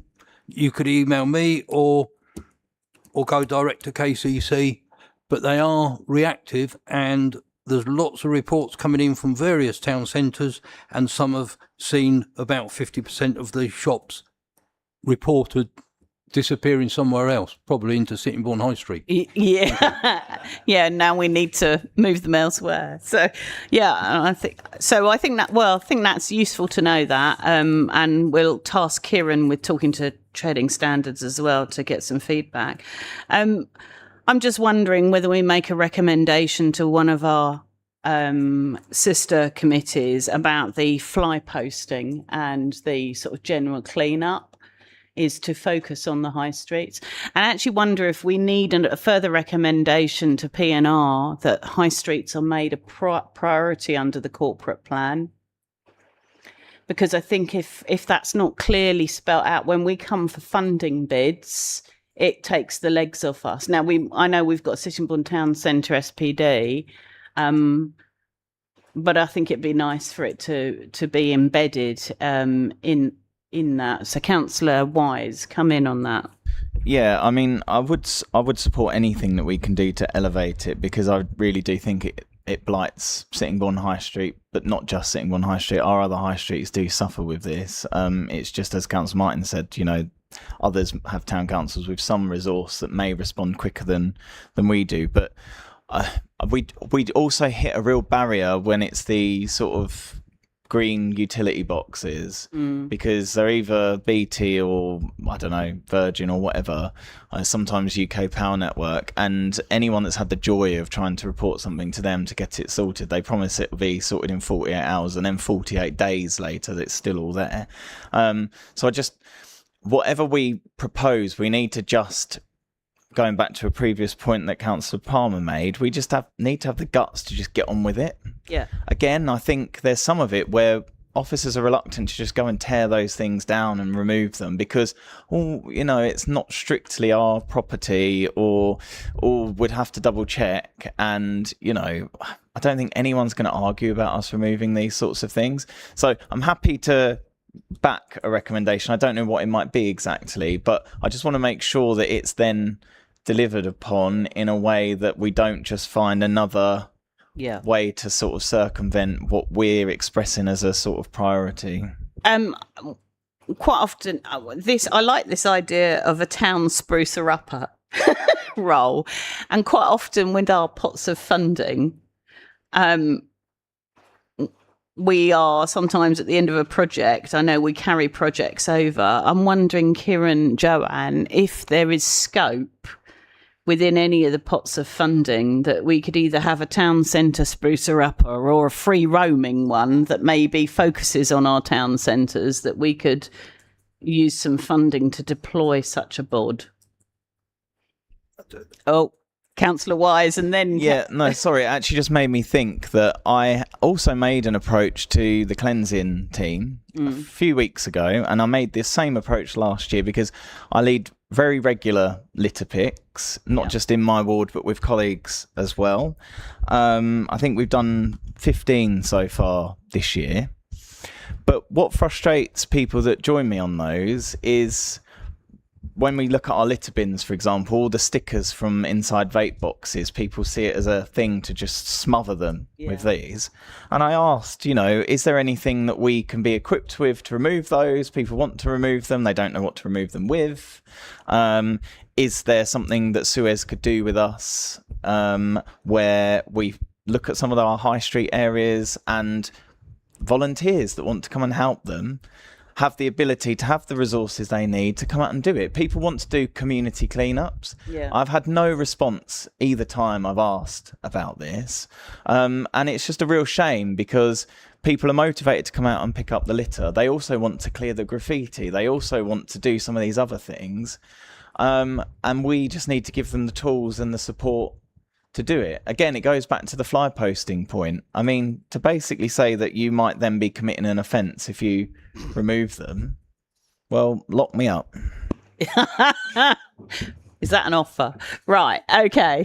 Kieran. I just come back to your previous point, Chair. I think with the external funding pots now are increasingly focused on capital. So, we don't have that, even where there is underspend, we can't, it's very limiting in terms of what we can then use money for. Can we ask if BIFA, or maybe this is one where we refer to Environment Committee and say, this is what we want, we want a town sprucer upper in your Environment Committee. BIFA are our partner. Surely they have some sort of funding for community support schemes. Is there something they can do to help us here? Should we make that as a recommendation that this referred to Environment Committee? Ashley, Councillor Wise. Yeah, I mean, if we could have it along the lines of as well that Suez look at how they, and the council and Suez look at how they can work with the community on this as well, because people want to do these things. Like with the planters over the road here, they've been adopted by the residents in the housing scheme, the over 60s housing scheme next door. People in my street have adopted theirs. People want to take these positive actions and where they can. And what can we do if the Environment Committee or Environmental Services Committee could look at what Suez can do in partnership with the community, then even I'd really welcome that, because we're not getting any response on this. Kieran, you look like you want to say something. Oh, you're listening. Okay. Councillor Shield. Thank you. There is a nice little pot of money in the environment enforcement budget where we've fined people for bits. And I know we haven't issued the new contract yet, but when I was on the working group, there was discussion about what they can give back and the sort of enforcement that we were looking for. And fly posting was one of those, because, yes, we're all peeved about dog poo, but it's not the only thing that makes our towns look disgusting. So there is money there. We've just got to squeeze it out of the right officer. Okay. Right. I can't put that in as a recommendation, but we know what we want to get to. Right. So, some nice wording around a recommendation. What's this? Are we at 5 now? 4. Right. Recommendation 4 to the Environment Committee. Dolly has disappeared.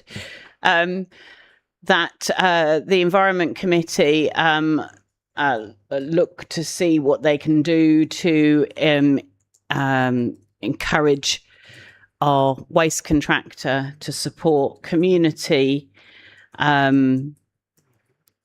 groups, remove fly posting, and what else do we want to call it? Yep. Councillor Shield, come in, rescue Could we me. not ask them, as part of their social giving, whether they would support us enabling our residents to give back as well? Yeah. So maybe a bit of a resident Suez partnership going on. To help clean up our, particularly our town town centres. Okay. Are you all right with that, Kelly? Right. So recommendation is going to the Environment Committee that we ask our waste partner to support the community in its efforts to clean up the town centre, including the removal of fly posting, etc. Yeah? Could we ask them, sorry. Yes. Could we ask them to maybe give us a couple of specific days as well? So we have a Sittingbourne targeted day where councillors can go out with residents rather than it just being a bit ad hoc. If we try and set some dates with them, they've got to commit to it. And so have we. Okay. So, and then we can say, including some event days across the civic year in each town centre.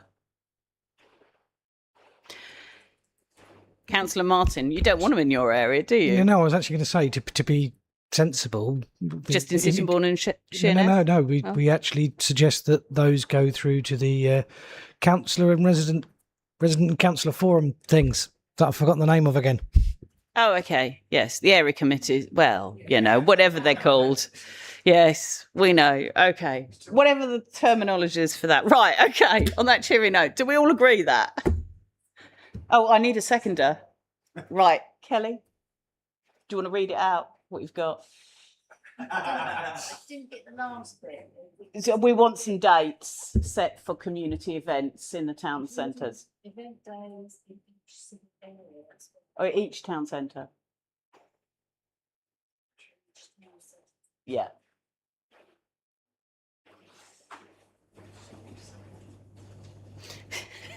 Councillor Wise. I was just saying I'm happy to second. Oh, okay, lovely. Are you okay, Kelly? Go on then, you read it out. We'll see. That the Environment Committee look to encourage Suez with the local community to support community groups to remove fly posting, including event days in each town centre. Yeah. Broadly, do you want any other changes? Oh, here we go. Joanne, rescue us. I just had that written down slightly differently. So to recommend the Environmental Services and Climate Change Committee look to encourage our waste contractor to support community groups in their efforts to clean up the public realm, and in particular our town centres, including fly posting and targeted event days in each town centre or each council and residents forum area. I suggest it's town centre, Town and centre, it's 'cause that's what we're negotiated focusing or on. it's arranged through the Yeah. council and residents forums. We want to focus it on the town centres. Okay. Right, lovely. That sounds far more eloquent than what we've cobbled together. I'm sorry, Kelly, we've put you on the spot. So, Joanne, thank you for rescuing us. Right, members. That's seconded by Councillor Wise. All those in favour? Excellent. So that's recommendation 4. Councillor Palmer, you spoke, didn't you? Anyone else on this item? Yes. Thank you, Chair. It's just through you. It's just a brief thing to Councillor Wise. He was asking what can be used. Isopropyl alcohol. That will get gaffer tape off. So if you can get gaffer tape off, it can get virtually anything off. Do you know, funnily enough, I was cleaning my Magic Keyboard this evening with that. So long as I don't end up in prison for that as well. Don't drink it. Yeah. Yeah, I used that earlier too as well. Right. Okay, we are going to bring up buses, aren't we? Well, Section 106 later in the year we've got, and so if we can just remember to put buses on there and their impact on the town centre, because that's something we've identified from tonight's discussion.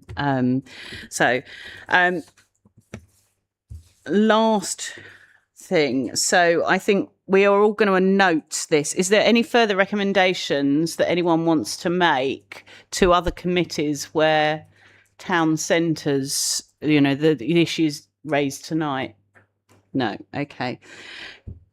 Oh, sorry. Yes, Councillor Martin. Yep, I think it's through the chief exec that we recommend that at the next Swale Calc meeting, that information is provided around that community bus. Oh yes, that'd be great. Grant funding and how that's worked for Faversham, so that it can be shared with the other parishes and towns. Yeah, I mean, if you're happy to, can share it with the Swale councillors. I think that'd be really useful. Yeah. Thank you. Yeah, I think there's not going to be a one size fits all solution for our high streets, unfortunately. It's an ongoing issue, but if we can try and pull together, I suppose part of our job here is to pull in the other committees and get them to help and assist us here. And to name and shame some of the landowners who have allowed their sites to become derelict in our town centre. So Kieran, thank you for your report. I think in noting it is, as funding, if funding comes up, and could you send an email out to committee members, you know, if we become aware of any pots of funding, so that we can always keep our finger on the pulse, and that members are made aware of that, not just me, but I think it's useful that we're all made aware of that. Councillor Wise. Yeah, sorry, but maybe this could be a recommendation 5 then, that this committee asks that you write to, I would suggest, the potential incoming Prime Minister, who has made a big thing about our high streets. Yeah. So my recommendation would be to write for this committee to ask you to write to the government with our support, asking that all the areas that received Pride in Place impact funding receive a further round of Pride in Place impact funding, and that an element of that is revenue funding. For town centres. For town centres, specifically? Yeah. Okay. You've got a seconder. Do we agree with that? I agree with that. Unanimous. You've got that. Thank you. Brilliant. Thank you, Kieran. And Joanne for rescuing us. Marvellous. Right. Next item. Oh, so are we all happy to note this report? We are. Thank you. Right. We've done that one to death. Right. Item 11. Closed public conveniences. Property next steps. So if I could ask Kieran to give an update on that one, please. Yep. Thank you, Chair. So this relates to what are now closed public conveniences. So effectively the property that remains. There were 4 under consideration in the report, 3 of which were closed since April 26 after the Public Convenience Review and the resolution of the Environmental Services and Climate Change Committee. And we've added to the 3 that were closed East Church, which has stood empty and unused for a while now. There is a mix of the property aspects relating to each of the toilets is slightly different. So it sets out in the report that the conveniences at the White House and excuse me, Eastchurch are under the freehold ownership of the council. The Milton Regis High Street toilets were managed under a deed, effectively, in someone else's property, and the Forum toilets sit within a wider area that the council leases, including the Forum car park. So within the report, it talks about the how we might proceed with respect to the White House toilet as a freehold potential disposal, which would be within Joanne's level of delegation, but that would need to proceed in consultation with the ward councillors and Minster Parish Council. Also, under Joanne's delegated authority, would be the sorry, I'm getting myself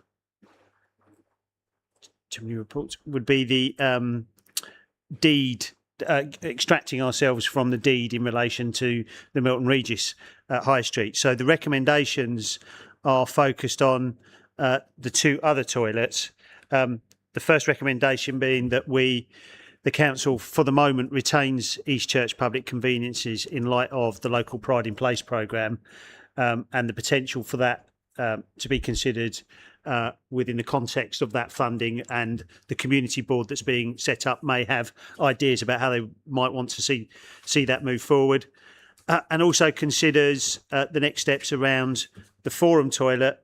There is a recommendation that delegated authority is given to the head of place to authorise its demolition. That would be necessarily subject to landlord's consent, which cannot unreasonably be withheld under the terms of the lease. And also there would need to be agreement as to what would happen with the footprint of the building. An alternative would be the possible reuse of the building, and there is an exempt appendix which makes reference to that and why that wasn't recommended. So, members, first of all, have you all got or read? It's only literally a few lines. The blue paper. Obviously, we can't discuss that in open public forum, which we're in at the moment. If any member wants to specifically discuss that, we will go into a private session. If you can debate the item without mentioning the specifics in here, then we can continue with this item. Is there any members or that wish to debate what's in the blue paper, do we think? Do you want a minute just to recap?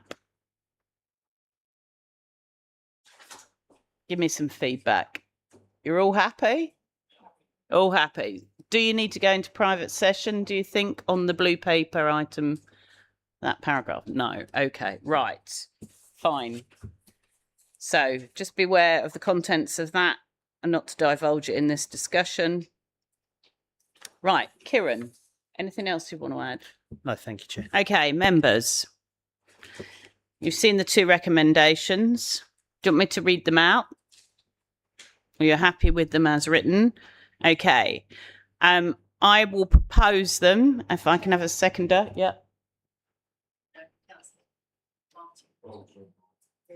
Yeah, it's all right. And then we'll go into the debate. So, okay. So, Councillor Martin, were you first and then... Is that right? Yep. And then...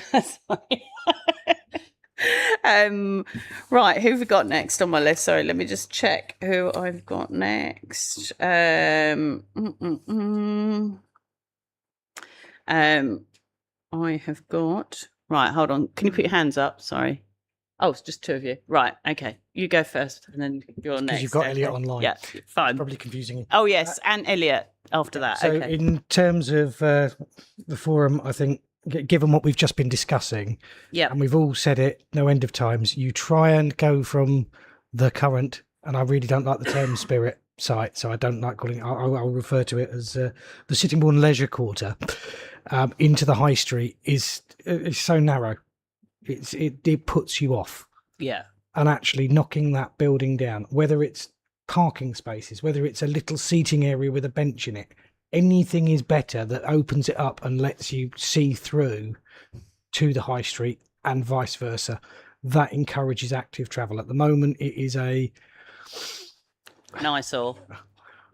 An eyesore is one word. Another one is that it is the exact area that you would describe if you wanted to stop someone trying to access something through that route.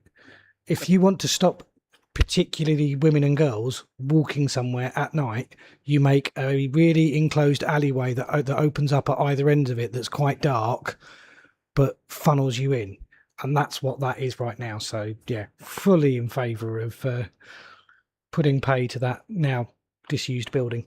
Okay, lovely. Right, thank you. Leanne, Councillor Moore, come in, please.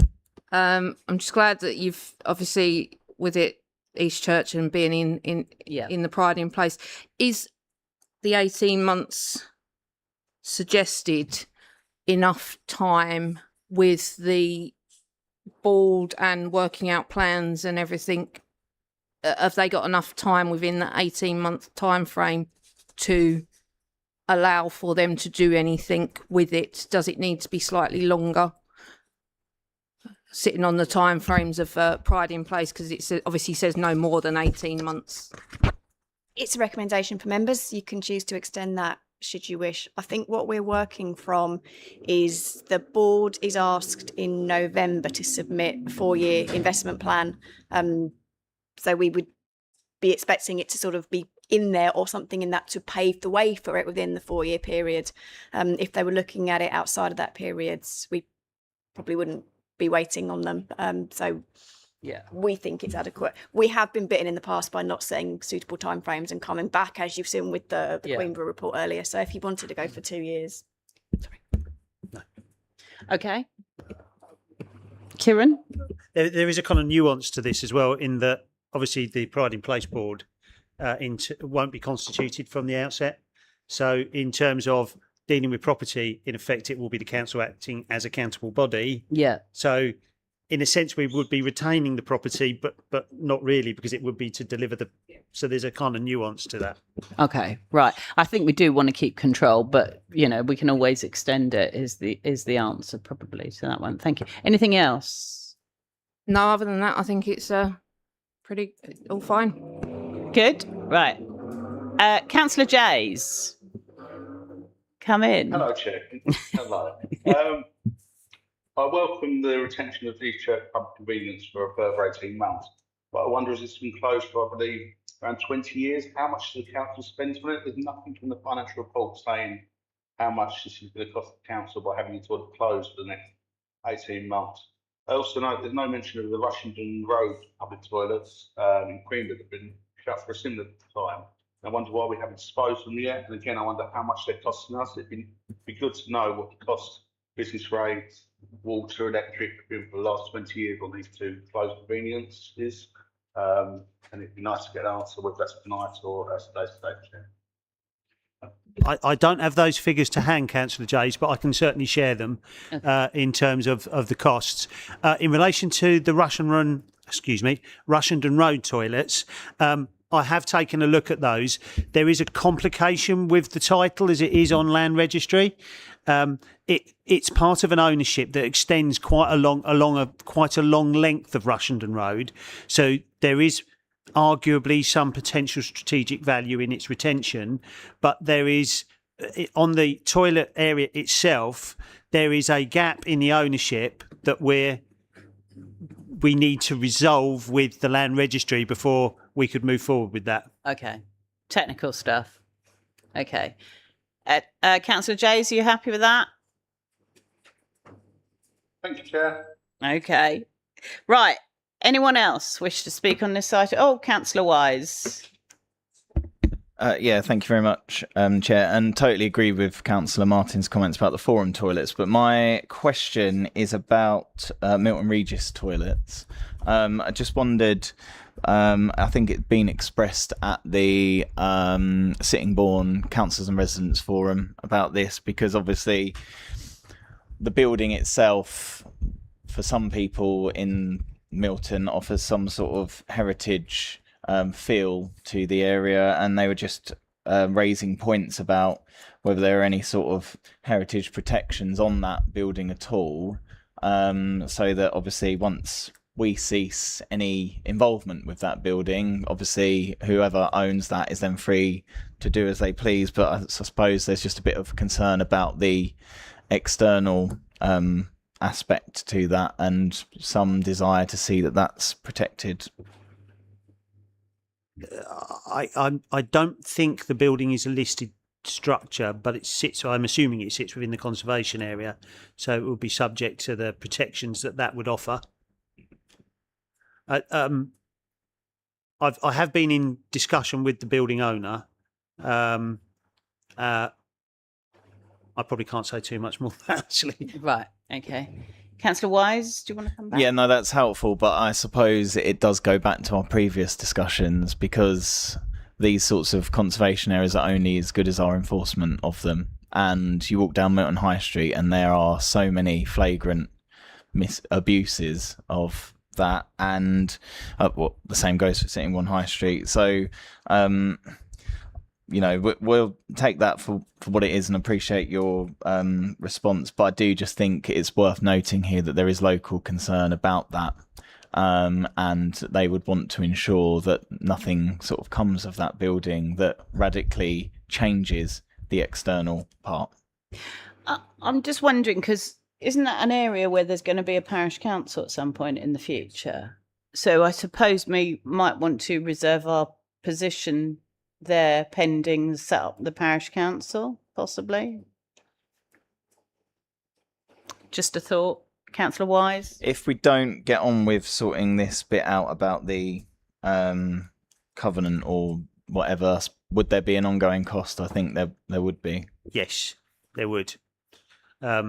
Because we're required to pay under the deed a number of 50% of this, and I can't remember the actual list, but there is a ongoing revenue cost attached to that. So instead, I suppose, through your ongoing conversations with the building owners, can they just be made aware that there is a parish council being formed in the area who would have an interest potentially in that, just for their awareness? I mean, I suppose this is like the asset disposal, is it? I don't know what the terms of that legal agreement are, and I wouldn't want to discuss it in public, but, is that a possibility? So I think retaining it with the view of passing it on would simply be handing on a liability rather than an opportunity. Yeah. Okay. Right. On that cheery note, Councillor Wise, are you happy with as it's drafted the report? Yeah, no, I'm fine with that. I felt like it just needed to be raised, as we heard it from members of the public that came along to that meeting, that there is just some public concern around that, and if that can just be noted, and the fact that a parish council is coming in to the area that will take a keen interest in Milton High Street. Yeah. Then I think that's worth just highlighting. Thank you. Yeah, because I don't think we would want to cut short any ability for them to either take on or, improve assets in that area. Okay. Right, members, aren't we? I think I've proposed it and we've seconded it, have we? Have I? Yeah. No. Oh, I better propose it. Right, I'm going to propose this. The recommendations as set out in the report. Have I got a seconder? Councillor Marchington, thank you. Right, members, are we all in agreement? That's unanimous. Thank you very much. Right, we're on to potentially the last item, granting of a new commercial lease. There is an extensive blue paper item here. Kelly, is it better if I just go into blue now? So, members, I was proposing that we go into the actual blue paper because I'm sure a few of you might have questions to ask, and then we'll revert into the public open session. Are you all in right? Let me read out the bit I have to read out in order to do that. So, members, do you wish to pass the resolution set out below in respect to the following items, that under section 100A(4) of the Local Government Act 1972, the press and the public be excluded from the meeting for the following items of business on the grounds they involve the likely disclosure of exempt information as defined in paragraph 3, part 1, schedule 12A of the Act. Section 3, information relating to the financial or business affairs of any particular person, including the authority holding the information. Please note, we've got to allow some, right, we've got to clear the decks in terms of the press and the public. Well, there's no one in here. A couple of people online, but are they all councillors? No, Councillor James. He's a visiting member. Are the visiting members allowed to stay? No. Sorry, Councillor Jays, we're going to take you out this.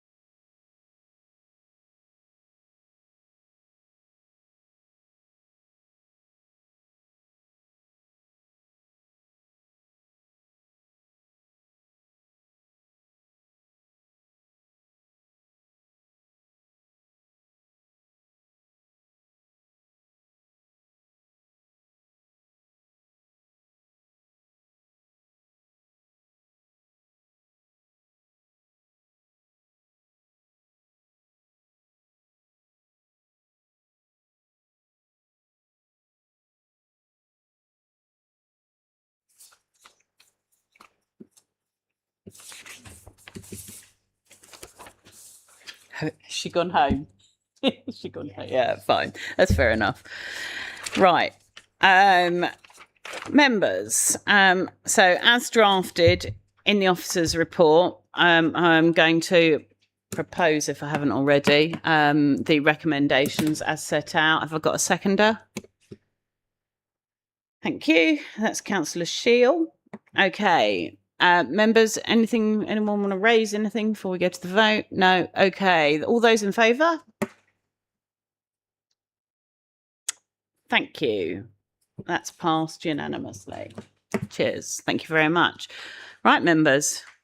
That's it for tonight. Thank you all very much. It was a long one. Sorry, didn't do 20 minutes as usual. But we got there and we covered a lot of ground. Thank you very much. Good night.